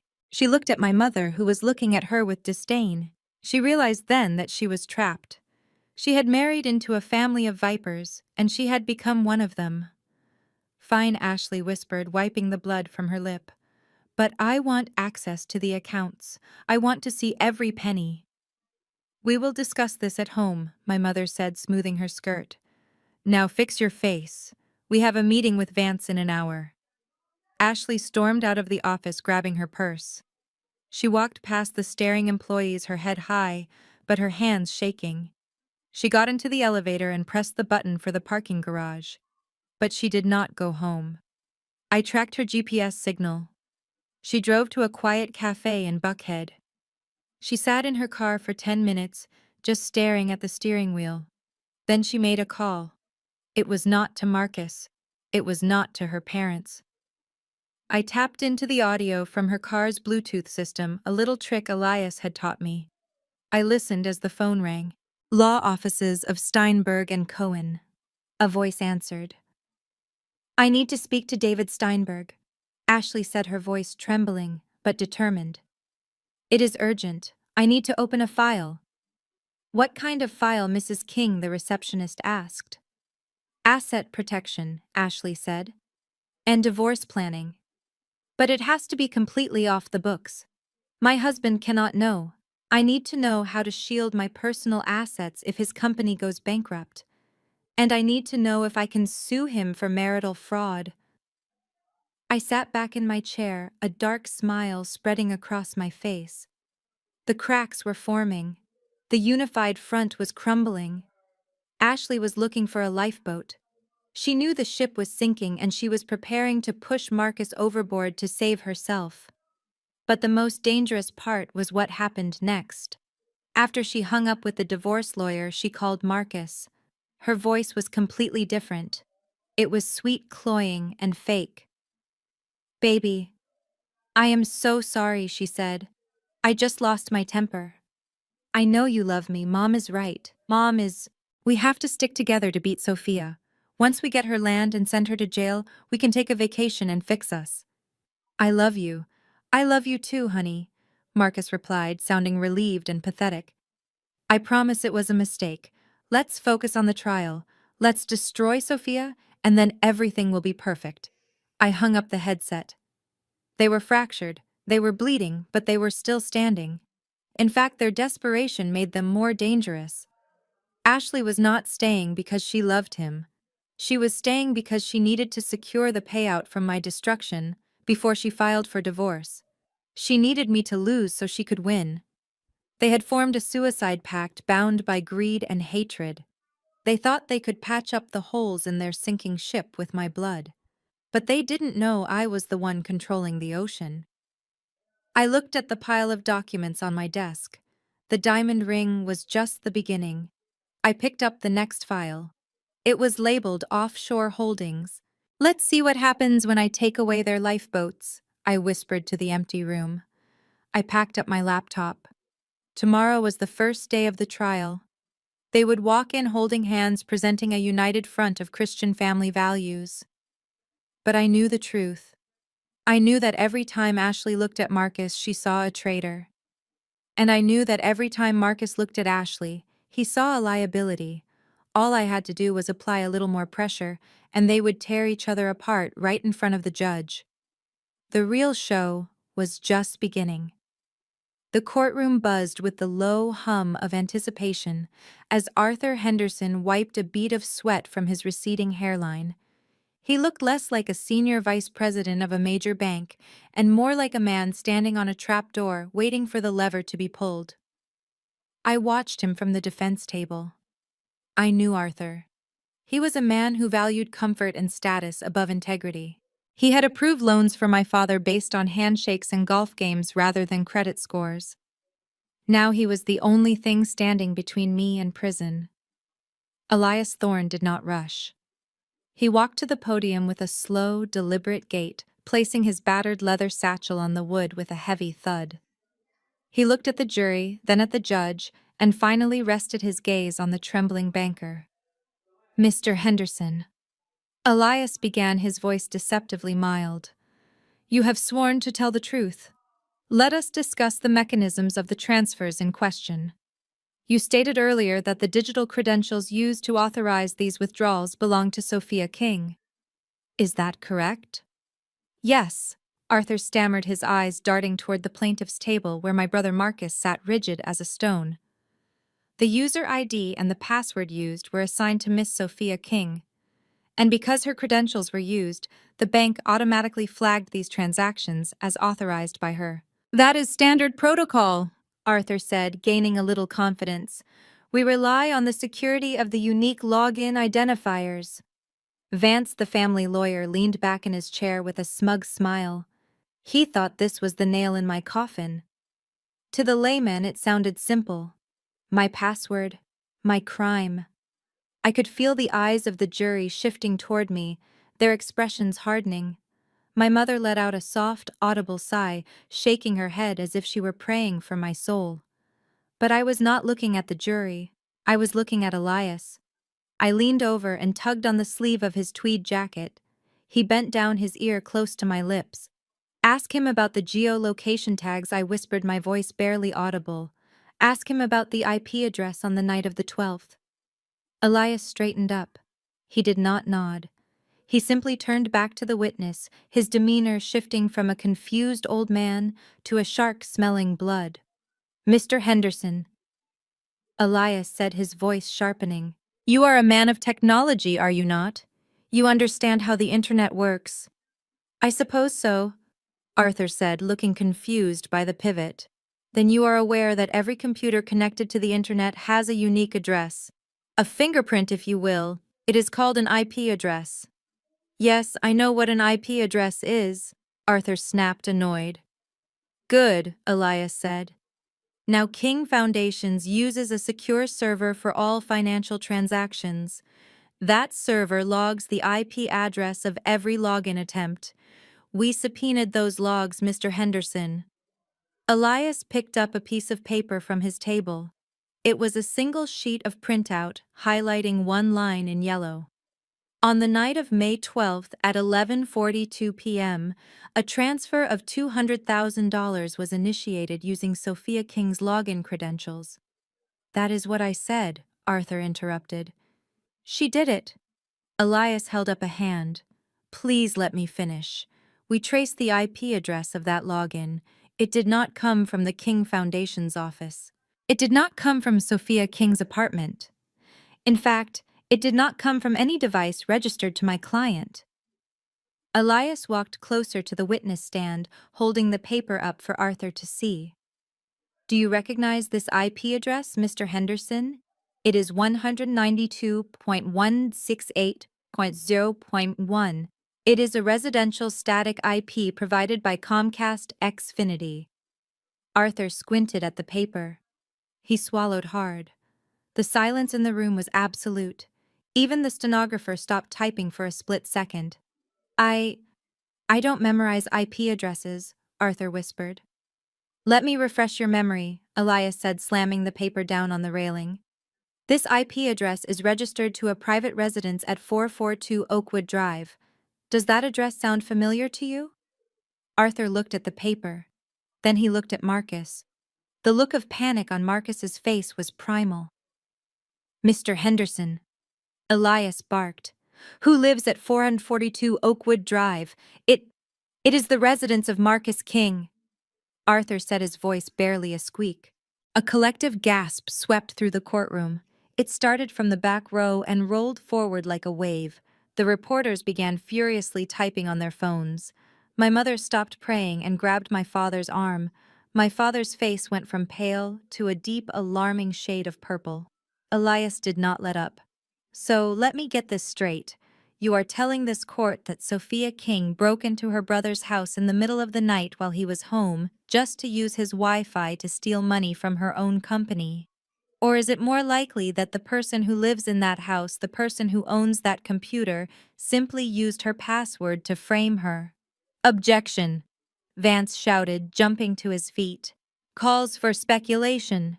Sustained, Judge Davis said, but his eyes were locked on Marcus. The damage was already done. The seed of doubt had not just been planted, it had grown into a forest. Elias turned back to the banker. One more thing, Mr. Henderson. You said earlier that Marcus King called you to verify the transaction. Did he call you from the office? No, Arthur admitted, looking down at his hands. He called from his cell phone. And did he mention that his sister was with him at his house at midnight? No, Arthur said. He said he was working late from home and needed to push the payment through for an emergency supplier. Thank you, Elias said. No further questions. As Elias walked back to the table, the courtroom erupted into chaos. The murmur of the crowd grew into a roar. Ashley. My sister-in-law turned to Marcus. I could see her lips moving. She was not whispering words of support. She was screaming. You told me you were at the office that night. I read her lips perfectly. Marcus was shaking. His carefully constructed facade of the aggrieved CEO was crumbling. He looked at the jury, who were now looking at him with open suspicion. He looked at the judge, whose face was a mask of cold fury. He realized he was losing control of the narrative. Suddenly Marcus stood up. He did not wait for his lawyer. He did not wait for permission. She hacked me, Marcus screamed, pointing a trembling finger at me. His voice cracked high and hysterical. That is what she does. She is a data witch. She hacked my Wi-Fi. She sat in the driveway in her car and hacked my router to make it look like me. Marcus, sit down, Vance hissed, grabbing his arm. No, let go of me, Marcus yelled, shaking him off. I am the victim here. She is setting me up. She planted that IP address. She is a criminal mastermind. Judge Davis slammed his gavel. It sounded like a gunshot in the enclosed space. Mr. King, you will sit down and be silent, or I will hold you in contempt, the judge bellowed. But Marcus was past the point of reason. The pressure of the gambling debts, the lies, the fear of losing his lifestyle, it all boiled over. You don't understand, Marcus shouted, his eyes wild. She knows everything. She watches everything. She is the one who stole the money. Why would I steal my own money? It is my company, Judge Davis signaled to the bailiff. Bailiff, remove Mr. King from the courtroom until he can compose himself, the judge ordered. Two large officers moved toward the plaintiff's table. Marcus looked at them, then at his wife. Ashley recoiled from him, pulling her expensive handbag closer to her body as if he were contagious. It is a trick, Marcus screamed as the bailiffs grabbed his arms. It is a computer trick. She faked it. As they dragged him out the side door, kicking and shouting about hackers and conspiracies, the courtroom fell into a stunned silence. All eyes turned to me. I sat perfectly still, my face impassive. I did not smile. I did not gloat. I simply adjusted my glasses and looked at Arthur Henderson, who was now weeping softly on the witness stand. Elias leaned over to me.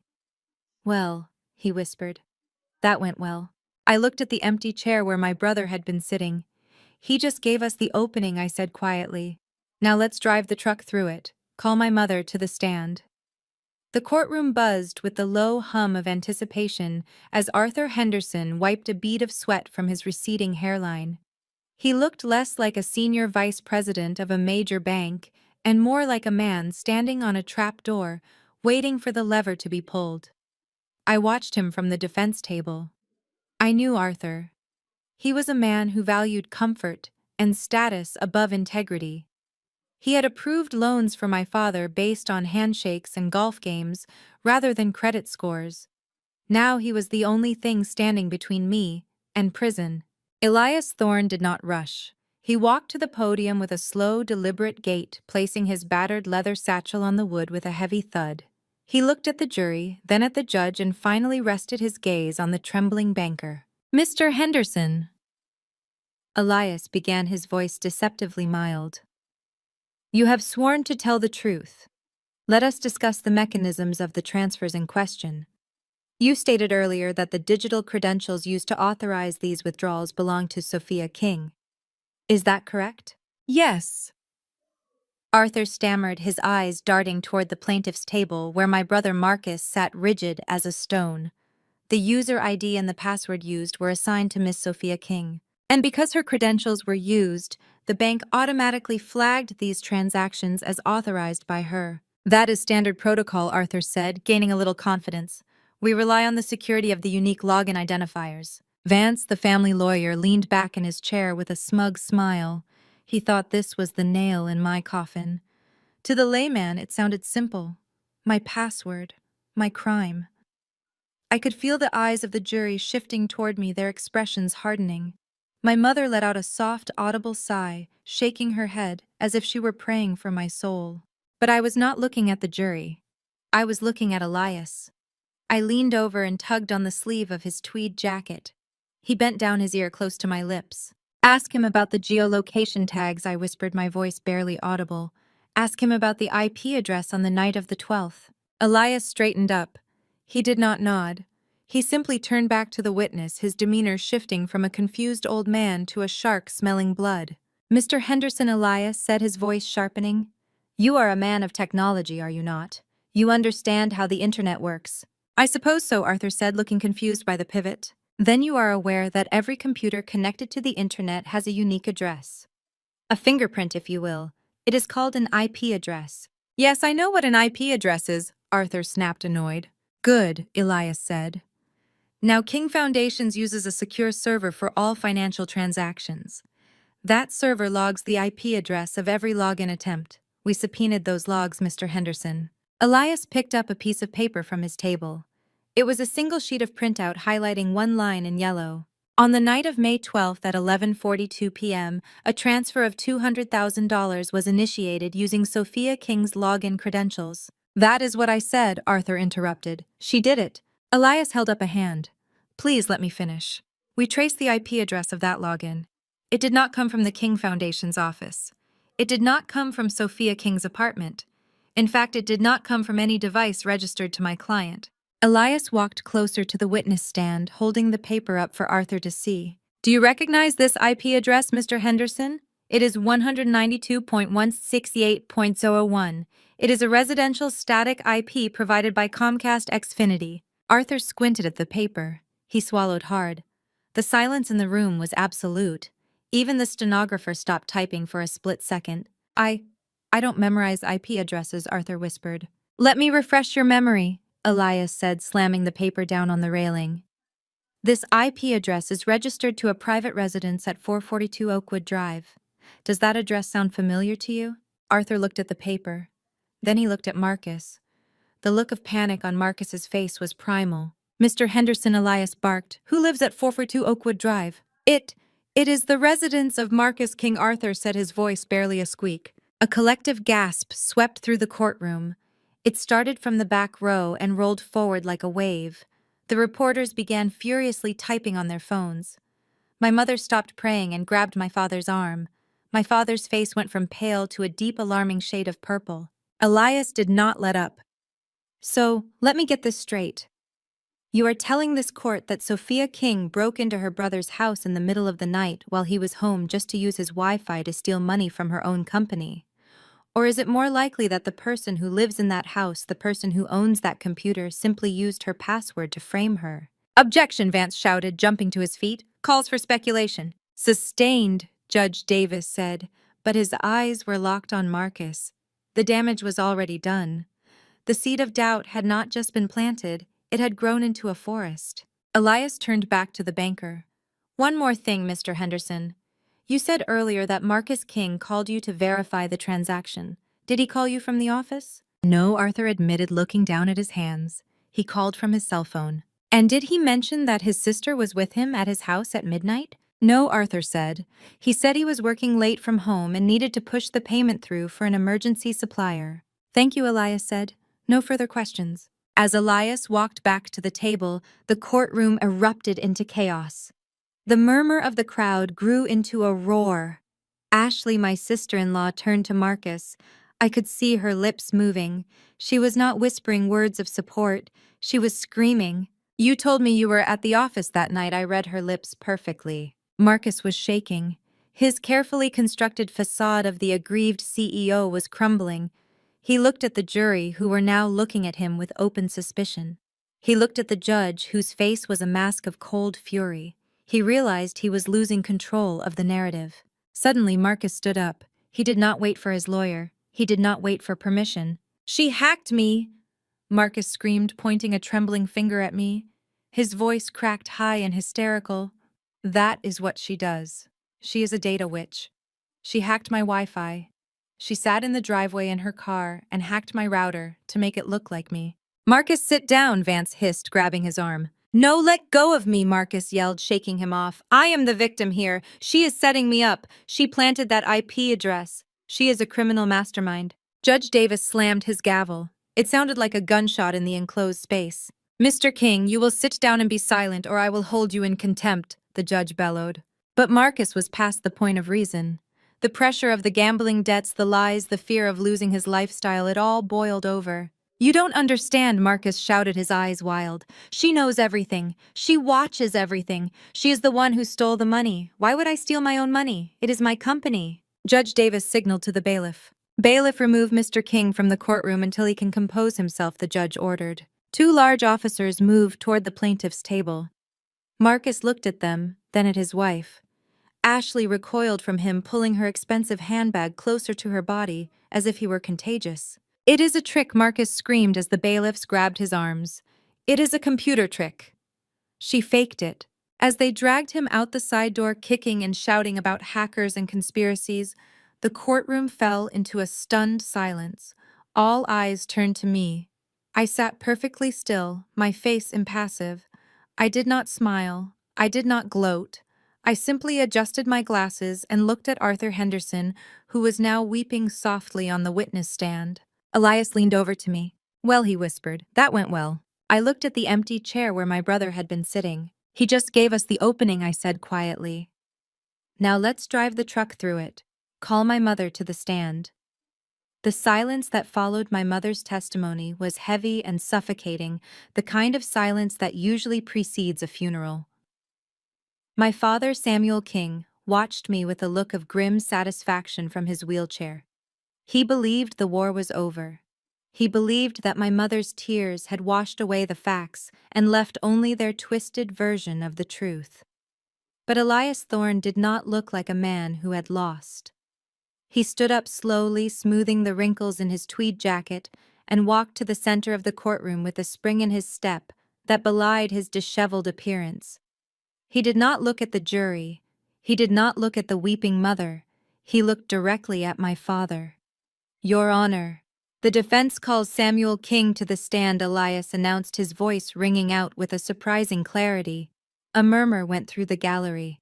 It was unusual to call the plaintiff, especially one who was claiming to be knocking on death's door, but Judge Davis nodded.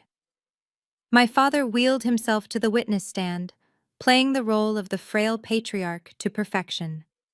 He adjusted his oxygen tube, though I knew his oxygen levels were perfectly fine, and placed his hand on the Bible.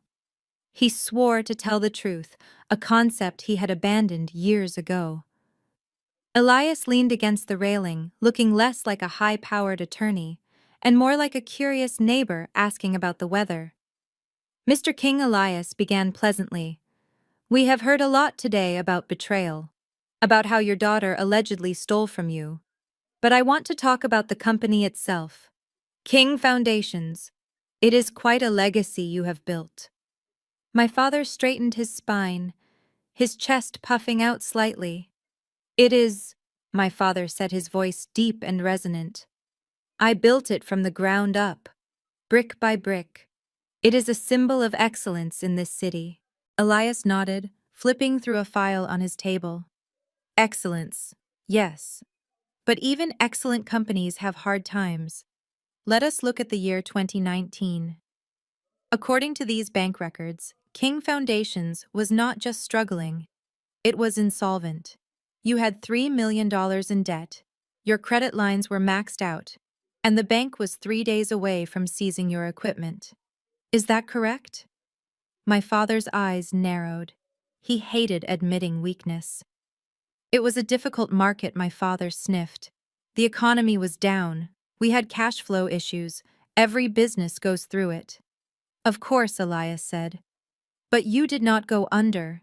In fact, just 48 hours before the bank was set to foreclose, a miracle happened. You received an injection of capital, $2 million to be exact.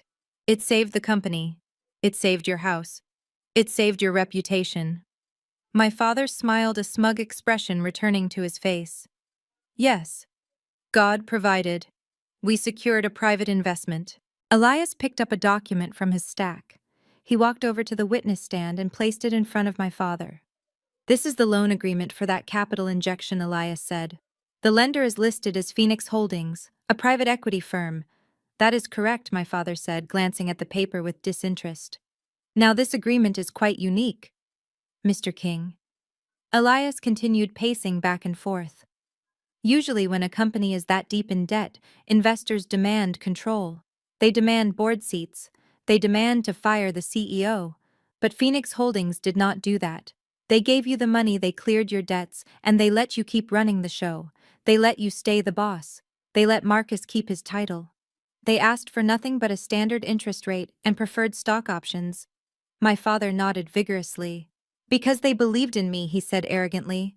They saw the value of the King name. They knew I was the only man who could steer the ship. They were very generous, Elias noted, almost like a guardian angel, or perhaps a silent partner who cared more about your dignity than profit. My father scoffed. It was business. Smart business. Elias stopped pacing. He turned and looked at me sitting alone at the defense table. Then he turned back to my father. Mr. King, you have spent the last 3 days telling this court that your daughter Sophia is a thief. You said she is greedy. You said she hates you. You said she wanted to destroy the company. She does. My father spat, gripping the arms of his wheelchair. Look at her. She is sitting there cold as ice. She tried to bankrupt us. And yet Elias interrupted his voice, raising a decibel. At the exact same time you claim she was stealing this mysterious company, Phoenix Holdings was saving you. While you say Sophia was taking money out, Phoenix was pouring money in. That is the difference between a criminal and a professional, my father said, gesturing to the jury. Sophia is a parasite. Phoenix Holdings is a savior. Elias walked closer to the witness stand. He was now standing inside my father's personal space. The friendly neighbor persona was gone. The shark had surfaced. Tell me, Mr. King, do you know who owns Phoenix Holdings? My father blinked. He looked confused by the question. I have never met them in person, he admitted. We dealt through intermediaries, lawyers. It is a blind trust. So you have never spoken to the chairman of the board of the company that owns 80% of your debt? No, my father said, sounding defensive. It is common in high finance. Investors like privacy. Elias leaned in his face inches from my father's. But surely you must have a theory. Who would lend $2 million to a sinking ship without asking for control? Who would save you when every bank in Atlanta had turned their back on you? My father laughed. It was a harsh, dismissive sound. It was obviously someone who respects me, he declared, looking at the jury to ensure they heard him. It was probably one of my old golf buddies, maybe Senator Williams, or perhaps a foreign investor who admires my work. Someone with class, someone with honor, someone who understands what it means to build a legacy. Elias stood up straight. He looked at the ceiling, then back at my father. So in your mind, the person behind Phoenix Holdings is a friend, a peer, someone good? Absolutely, my father said. They are the best kind of partner. They saved my family. Unlike that ungrateful child sitting over there. He pointed a shaking finger at me. She tried to ruin me. My father said, his voice trembling with fake emotion. She tried to put me in the grave. Thank God for Phoenix Holdings. Thank God for people who actually have a heart. I watched my father speak. I watched him praise the very entity he was suing. I watched him worship the hand that fed him, completely unaware that he was about to bite it off. A strange calmness settled over me. It was the calm of a sniper who has waited 3 days in the snow for the perfect shot and finally sees the target walk into the crosshairs. Elias Thorne walked back to the defense table. He picked up a thick leather-bound binder. It was not a court document. It was the corporate charter for Phoenix Holdings. He held it in his hands like a holy relic. He turned to the judge. "Your Honor," Elias said, his voice dropping to a whisper that carried to the back of the room. "The plaintiff has testified that Phoenix Holdings is a benevolent force. He has testified that the owner is a person of honor who saved his company. He has testified that this entity is the opposite of the defendant." Elias turned to face the gallery. He looked at Marcus, who was standing by the door having snuck back in.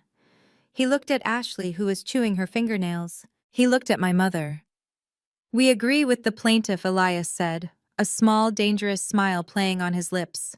"Phoenix Holdings did save the company. Phoenix Holdings is the only reason the King family is not living on the street today." He walked back to my father. "Mr. King, you said the owner must be a good friend. A person of class." "I did," my father said, looking uneasy for the first time. Elias opened the binder. He pulled out a single sheet of paper. It was the Articles of Incorporation. "Then let us introduce you to your best friend," Elias said softly. "Let us see exactly who you have been praising for the last 5 minutes." He handed the document to my father. "Read the name on the bottom line. Mr. King. Read the name of the sole shareholder and chairman of Phoenix Holdings." My father looked down. He squinted. He adjusted his glasses. I watched the color drain from his face. It started at his chin and moved up to his forehead, leaving him gray and ashen. His mouth opened, but no sound came out. His hands began to shake so violently, the paper rattled like a dry leaf in a hurricane. "Read it," Elias commanded, his voice booming like thunder. My father looked up at me. His eyes were wide with horror. It wasn't anger anymore. It was terror. He looked at the daughter he had called a failure. He looked at the woman he had tried to imprison, and for the first time in his life he saw me. He couldn't speak. The paper fell from his hands and fluttered to the floor. Elias picked it up. He turned to the jury. "Since the witness seems to have lost his voice," Elias said, holding the paper up, "I will read it for the record. The sole owner, founder, and chairman of Phoenix Holdings, the company that owns the mortgage on Mr. King's house, the lien on his car, and the controlling interest in his business, is Sophia King." The silence broke. It didn't break with a murmur. It broke with a collective gasp that sucked the air out of the room. Judge Davis dropped his pen. Vance slumped in his chair. And I just sat there looking at my father, and finally, for the first time in 8 years, I smiled. The revelation that I was the chairman of Phoenix Holdings hung in the air like smoke after an explosion. My father was still staring at the floor, his mouth working silently as he tried to reconcile the image of his failure daughter with the financial titan who owned his debt. But Elias Thorne was not a man to leave a wounded animal suffering in the field. He believed in clean, decisive ends. He walked back to the defense table and picked up a heavy black binder. It made a loud thud when he dropped it onto the witness stand right in front of my father. "Your Honor," Elias said, his voice cutting through the stunned silence of the courtroom. "The defense would like to enter Exhibit 1 into evidence. This is the master loan agreement signed by Samuel King, Marcus King, and the board of directors of King Foundations 3 years ago." Judge Davis looked over his spectacles. "Proceed, Mr. Thorne." Elias opened the binder. He turned the pages with a slow, deliberate rhythm, letting the sound echo in the quiet room. "Mr. King," Elias said to my father, who was now trembling visibly, "when you accepted the $2 million lifeline from Phoenix Holdings, you signed a comprehensive collateral agreement. Do you recall the terms of that collateral?" My father looked up. His eyes were glassy. I I didn't read the fine print, he whispered. The lawyers handled it. We just needed the cash. Elias nodded sympathetically, but his eyes were cold. Let me refresh your memory. Clause 4, Section B. To secure this high-risk loan, King Foundations pledged all tangible and intangible assets as collateral. Elias pointed to a list on the page. That includes the commercial headquarters on Peachtree Street. That includes the fleet of construction vehicles. That includes the family home in Buckhead. And most interestingly, that includes the personal guarantees of the executive officers, meaning Mr. Marcus King's private residence and his personal vehicle. Marcus stood up in the gallery. His face was gray. What he croaked. That is not true. My house is in Ashley's name. Elias turned to face him. Actually, Marcus, Elias said pleasantly. You refinanced your house 2 years ago to cover some gambling losses, didn't you? And you used the company as a guarantor. That tied your home to the corporate debt. It is all right here on page 42. Ashley let out a small, strangled cry. She pulled away from Marcus as if he were radioactive. So Elias continued, turning back to the judge. To be clear, Phoenix Holdings currently holds the first lien position on literally everything the King family owns. If the company defaults on this loan, Phoenix Holdings has the right to seize all assets immediately. No court order required, just a signature from the chairman. My father looked at me. He looked at the daughter he had just called a parasite. He realized that the roof over his head, the bed he slept in, the wheelchair he sat in, it all belonged to me. But we didn't default, my father stammered, finding a shred of his old arrogance. We have made every interest payment on time. You can't touch us. We are current. Elias smiled. It was the smile of a man who had just checked the king in 3 moves. That brings us to Exhibit 2, Elias said, producing a single sheet of paper with a red seal on it. He walked over to the jury box, holding the paper up for them to see. This is the Covenants and Conditions Clause of the loan agreement. It is standard in high-risk lending. It is called the Bad Boy Guarantee. Elias turned to my father. Mr. King, would you please read the highlighted paragraph? Clause 7, Section D, the default event. My father shook his head. I can't, he wheezed. I left my reading glasses. Allow me, Elias said. He began to read, his voice booming. The loan shall be considered an immediate default if the borrower, King Foundations, or any of its executive officers are found to be involved in any act of fraud, embezzlement, misappropriation of funds, or are the subject of a criminal investigation regarding financial misconduct. Upon such an event, the full balance of the loan becomes due immediately, and the lender reserves the right to take immediate possession of all collateral. Elias lowered the paper. He let the words hang there. Fraud. Embezzlement. Misappropriation. He walked over to the empty witness chair where Marcus had sat earlier. Now let's review what has happened in this courtroom today, Elias said, pacing like a tiger. The plaintiff, sir, Marcus King, stood right here and testified under oath that $5 million was stolen from the company. He admitted that a crime took place. He admitted that the financial records were falsified. Elias turned to Arthur Henderson, the banker who was still sitting in the front row, looking like he wanted to vanish. And Mr. Henderson testified that the IP address used to move that stolen money came from the home of Marcus King. Elias walked back to my father. So, Mr. King, here is your dilemma. If Sophia stole the money as you claim, then your company has been the victim of massive internal fraud, which triggers the default clause. If Marcus stole the money, as the evidence suggests, then your CEO committed fraud, which triggers the default clause. Elias slammed the binder shut. Either way, gentlemen, you just walked into court and confessed to the very conditions that allow Phoenix Holdings to foreclose on you. You didn't just sue your creditor. You handed her the keys to your house. Marcus let out a sound that was half scream, half sob. He slumped against the wall, sliding down until he hit the floor. He realized what he had done. by trying to frame me by making up this elaborate story of theft to cover his own tracks.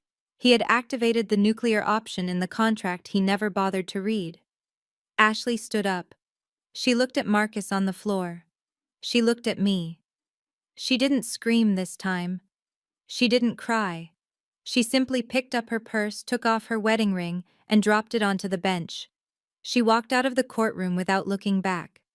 She knew how to read a contract. She knew it was over. My father looked at me. His eyes were pleading now.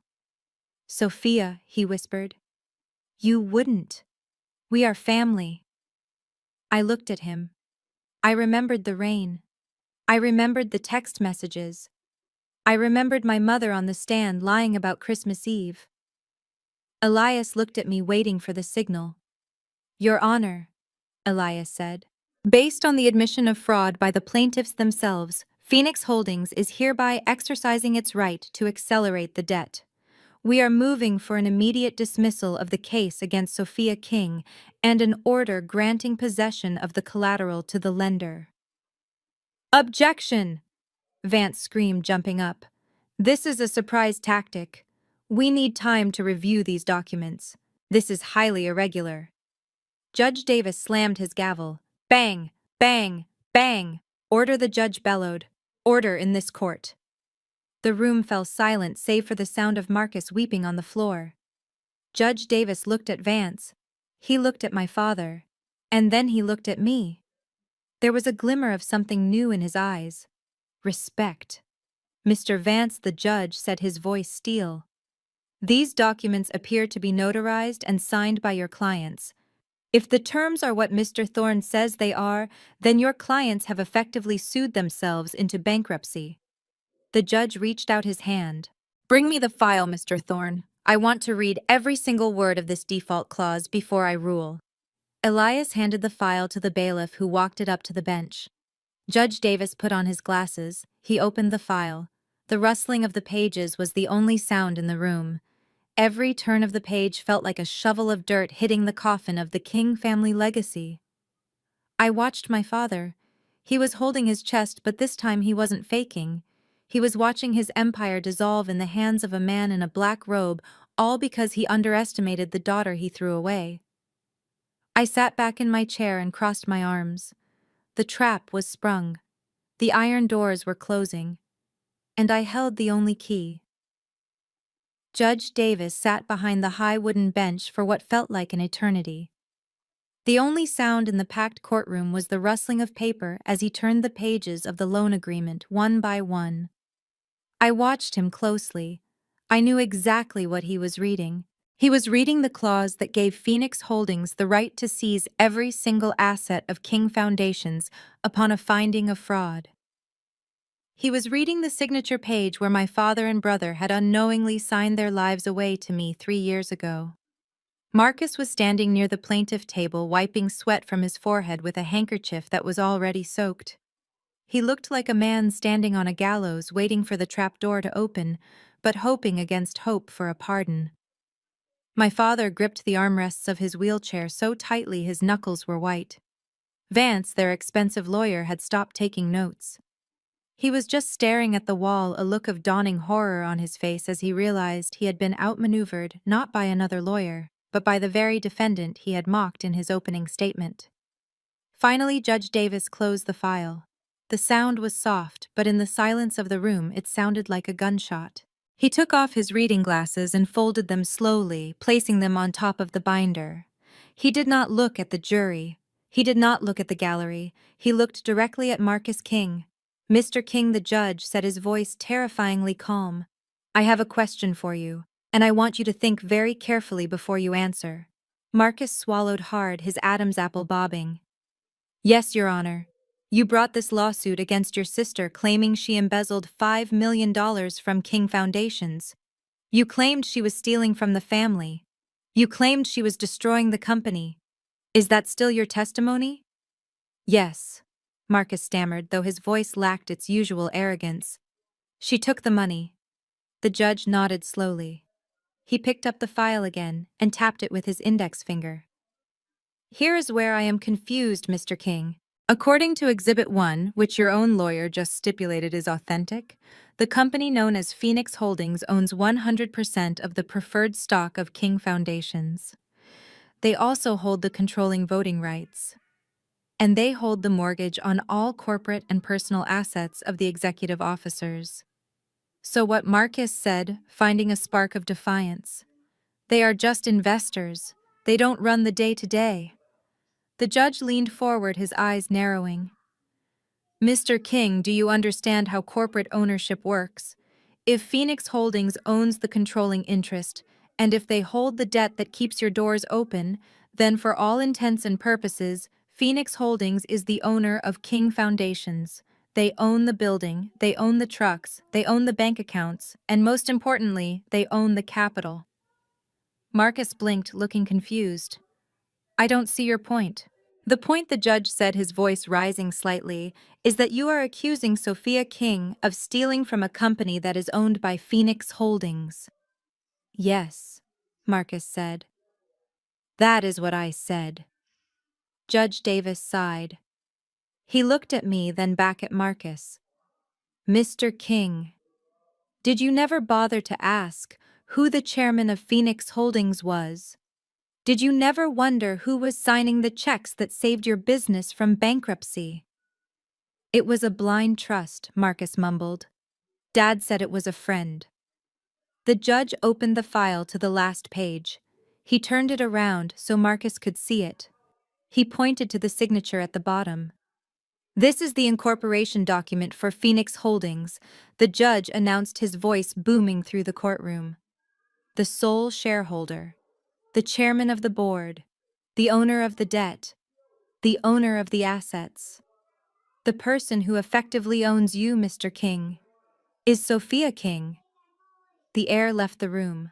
It wasn't a gasp this time. It was a vacuum. Marcus stared at the document. His mouth fell open. His eyes bulged. He looked from the paper to me, and for the first time, the math finally worked in his head. Judge Davis continued, his voice dripping with incredulity. So let me get this straight. You are standing here telling me that Sophia King stole money from herself. You are telling me that the owner of the company stole her own capital. And worse, you are admitting that you, the employee, took $200,000 of company funds to gamble online. The judge paused, shaking his head in disbelief. Mr. King, you are suing your boss for the privilege of telling her how she spends her own money. And in the process, you have admitted to embezzling funds from the very person who holds the mortgage on your house. The courtroom exploded. It was absolute pandemonium. Reporters were shouting into their phones. The jury was whispering furiously. Marcus stood frozen, looking like he had been struck by lightning. That is impossible, he whispered. She is broke. She drives a Honda. Judge Davis slammed his gavel, but no one was listening. Mr. Vance, the judge, barked. Do you have any explanation for why you have wasted this court's time by having a man sue his employer for theft? Robert Vance, the shark of Atlanta. The man who had never lost a high-profile case did not stand up. He did not object. He simply closed his laptop with a definitive snap. He started packing his briefcase. I am done, Your Honor. Vance said, his voice flat. I withdraw as counsel. My client lied to me about the corporate structure. I am not going down with this ship. You can't leave, Marcus screamed, grabbing Vance's arm.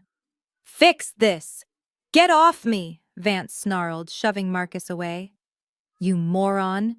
You just confessed to grand larceny in front of a judge and you sued the woman who owns your house. There is nothing to fix. You are finished. It was then that the reality hit Ashley. My sister-in-law, who had been sitting in the front row calculating her divorce settlement, suddenly realized what this meant. If Phoenix Holdings owned the debt, and if Phoenix Holdings was seizing the assets due to fraud, there was no marital money left. There was no house. There was no car. There was no alimony. Sophia owned it all. Ashley let out a shriek that sounded like a banshee. She didn't look at me. She looked at Marcus. "You idiot," she screamed. "You told me we were rich. You told me the company was ours. Ashley, wait." Marcus pleaded, backing away. "You ruined me," Ashley yelled. She lunged at him. It happened in slow motion. Ashley, in her designer dress and pearls, leaped over the railing separating the gallery from the council tables. She landed on Marcus, her fingernails clawing at his face. They fell to the floor in a tangle of limbs. Marcus was screaming for help, as his wife, the woman who had conspired with him to destroy me, tore at his expensive suit. "Get her off me," Marcus shrieked. "She is crazy." Bailiffs rushed in, trying to pull them apart. It was a scene of utter degradation. The golden couple of Atlanta rolling on the dirty floor of a courtroom, fighting like alley cats, while the cameras flashed. But the chaos wasn't over. I looked over at my parents. My father was staring at me, his face a mask of pure terror. He clutched his chest. This time there was no theatricality. His eyes rolled back in his head. His mouth went slack. He slumped sideways in his wheelchair, sliding out and hitting the floor with a heavy thud. "Sam," my mother screamed. She reached for him, but her own knees gave way. She collapsed right next to him, fainting from the sheer overload of shock. "Medics," Judge Davis shouted, standing up. "Clear the courtroom." The bailiffs finally dragged Ashley off Marcus. She was sobbing, her makeup smeared, her dress torn. Marcus was bleeding from a scratch on his cheek, cowering in the corner. My parents were lying on the floor, surrounded by emergency responders. I sat at the defense table perfectly still. Elias Thorne looked at me. He didn't smile, he just nodded. "That is a wrap," he said softly. I looked at the carnage. My brother battered and exposed as a fraud. My sister-in-law revealed as a gold digger with a violent temper. My parents broken by the weight of their own lies. I felt a strange lightness in my chest. It wasn't joy. It wasn't happiness. It was the feeling of a heavy chain finally falling off my neck. I stood up. I picked up my files. I didn't look at Marcus as he was handcuffed by the bailiff for contempt and fraud. I didn't look at my parents as they were loaded onto stretchers. I walked toward the exit. The reporters parted like the Red Sea, their cameras clicking, their microphones thrust in my face. Ms. King, do you have a statement?" they shouted. I stopped at the doors. I adjusted my glasses. I looked back at the empty judge's bench at the seal of the state of Georgia. "Justice is expensive," I said to the nearest camera, "but it is worth every penny." I pushed the doors open and walked out into the sunlight. The phoenix had risen, and the King Empire had burned to ash. The chaos in the courtroom settled into a heavy, suffocating dust as the paramedics finished checking my parents' vitals. My father was pale and shaken, clutching his chest, while my mother sat on the floor, weeping softly, her perfect blue suit ruined by the grime of the courthouse tiles. Marcus was still cowering in the corner, holding a handkerchief to his bleeding cheek, where Ashley had scratched him. It was a tableau of total family destruction, and for the first time in my life, I did not feel the urge to fix it. I did not rush to get my father water. I did not comfort my mother. I stood at the defense table, gathering my papers with calm, deliberate movements. Judge Davis cleared his throat, bringing the room back to order. He looked at me with a mixture of awe and expectation. "Ms. King," the judge said, his voice grave, "as the chairman of Phoenix Holdings, you have standing to determine the fate of the defendant company. Your brother has admitted to fraud. Your parents have defaulted on the covenants. The court is ready to issue a judgment. How do you wish to proceed?" I looked at Elias Thorne. He nodded, closing his briefcase. It was time. I turned to face the room. I did not look at the jury or the reporters. I looked directly at the people who had raised me, the people who had tried to imprison me.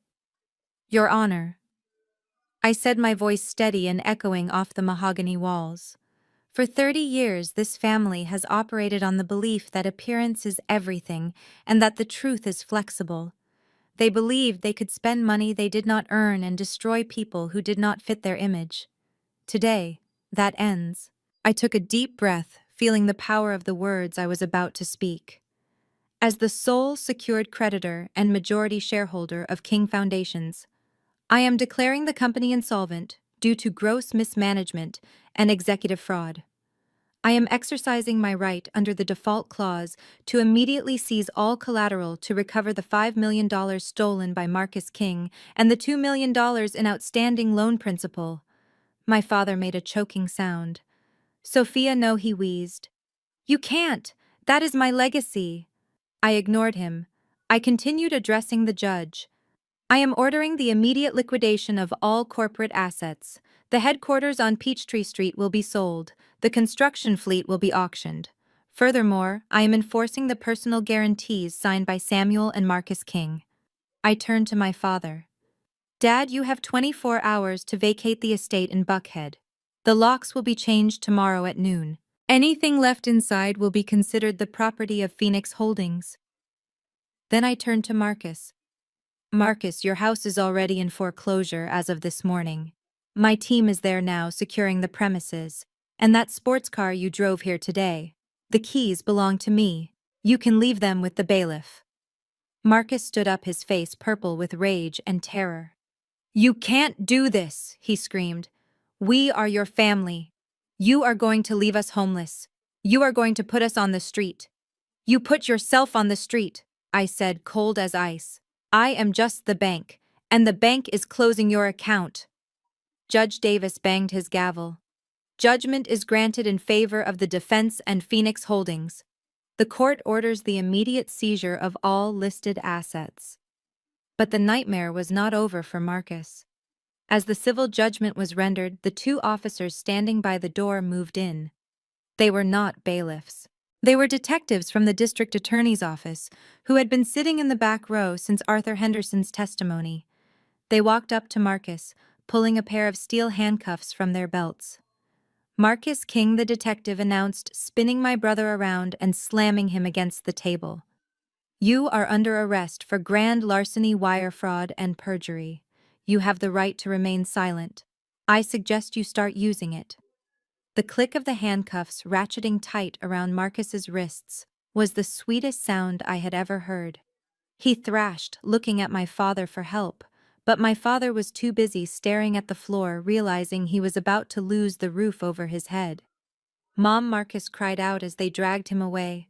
Mom, help me. My mother just sobbed, burying her face in her hands. She had testified against me to save him, and now she had lost everything. Her son was going to prison, and she was going to a homeless shelter. I picked up my bag and walked toward the center aisle. The reporters surged forward, shouting questions, their flashes blinding. I put on my dark sunglasses, shielding my eyes not from the light, but from the sight of my family's ruin. Sophia, wait. I stopped. It was Ashley.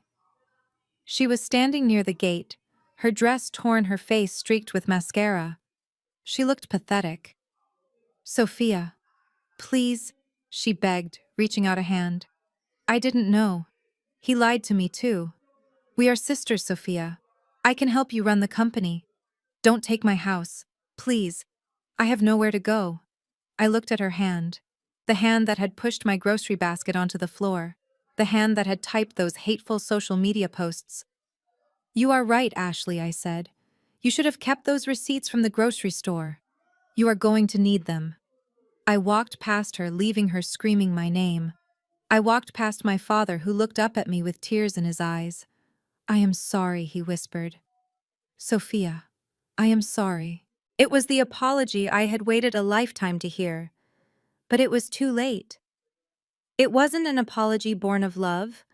It was an apology born of poverty. It had no value. I kept walking. I pushed through the heavy double doors of the courthouse and stepped out into the blinding Atlanta afternoon. The air tasted sweet. It tasted like freedom. At the bottom of the concrete steps, a sleek black car was idling at the curb. It was not a taxi. It was my car. A Rolls-Royce Phantom with tinted windows and the Phoenix Holdings emblem discreetly embossed on the rim. My driver, a large man named James, who had been with me for 5 years, stepped out and opened the rear door. The crowd of reporters gasped. They looked from the battered Honda Civic being towed away in their memories to the $500,000 machine waiting for me. They realized then that the story was not about a poor girl who got lucky. It was about a queen who had been hiding in plain sight. I slid into the leather back seat. The interior smelled of expensive cedar and silence. I saw my family stumbling out of the courthouse doors behind me. My mother was supporting my father. Ashley was running down the steps, waving her arms. They were shouting, begging, trying to catch me before I disappeared. James looked at me in the rearview mirror. "Where to, Ms. King?" "Take me to the airport, James," I said. "I have a business meeting in Tokyo tomorrow." "And James?" "Yes, ma'am." "Don't stop for them." James nodded. He put the car in gear. As we pulled away from the curb, I looked out the window one last time. I saw my father collapse onto the sidewalk weeping. I saw Ashley screaming at the sky. I saw the flashing lights of the police car taking Marcus away. I pressed the button on the door and the black privacy shade slid up, blocking them from my view forever. I leaned back and closed my eyes. The knot of anxiety that had lived in my stomach for 8 years uncoiled. I was alone, but I wasn't lonely. I had stripped away the dead weight. I had burned the forest down so something new could grow. I used to think I was the black sheep of the family, the outcast, the one who didn't fit. But as the Rolls-Royce merged onto the highway driving toward a horizon that belonged entirely to me, I realized I had been wrong all along. I wasn't the black sheep. I was the wolf who had survived the winter, and now the whole world was my territory. This is Sophia King signing off. If you have ever had to burn a bridge to save yourself, tell me your story in the comments. And remember, the best revenge isn't anger, it's success. This story taught us a brutal but necessary truth. We often break our own hearts trying to gain approval from people who are committed to misunderstanding us. Sophia proved that being the black sheep isn't a badge of shame. It is a sign that you were built for a path your family cannot comprehend. Her silence wasn't weakness, it was strategy. The greatest revenge wasn't seizing the assets, but realizing she never needed their validation to be a queen. If you have ever had to burn a bridge to light your own way, hit that like button and subscribe for more stories of justice. Have you ever had to cut off toxic family to find your peace? Let me know your story in the comments below.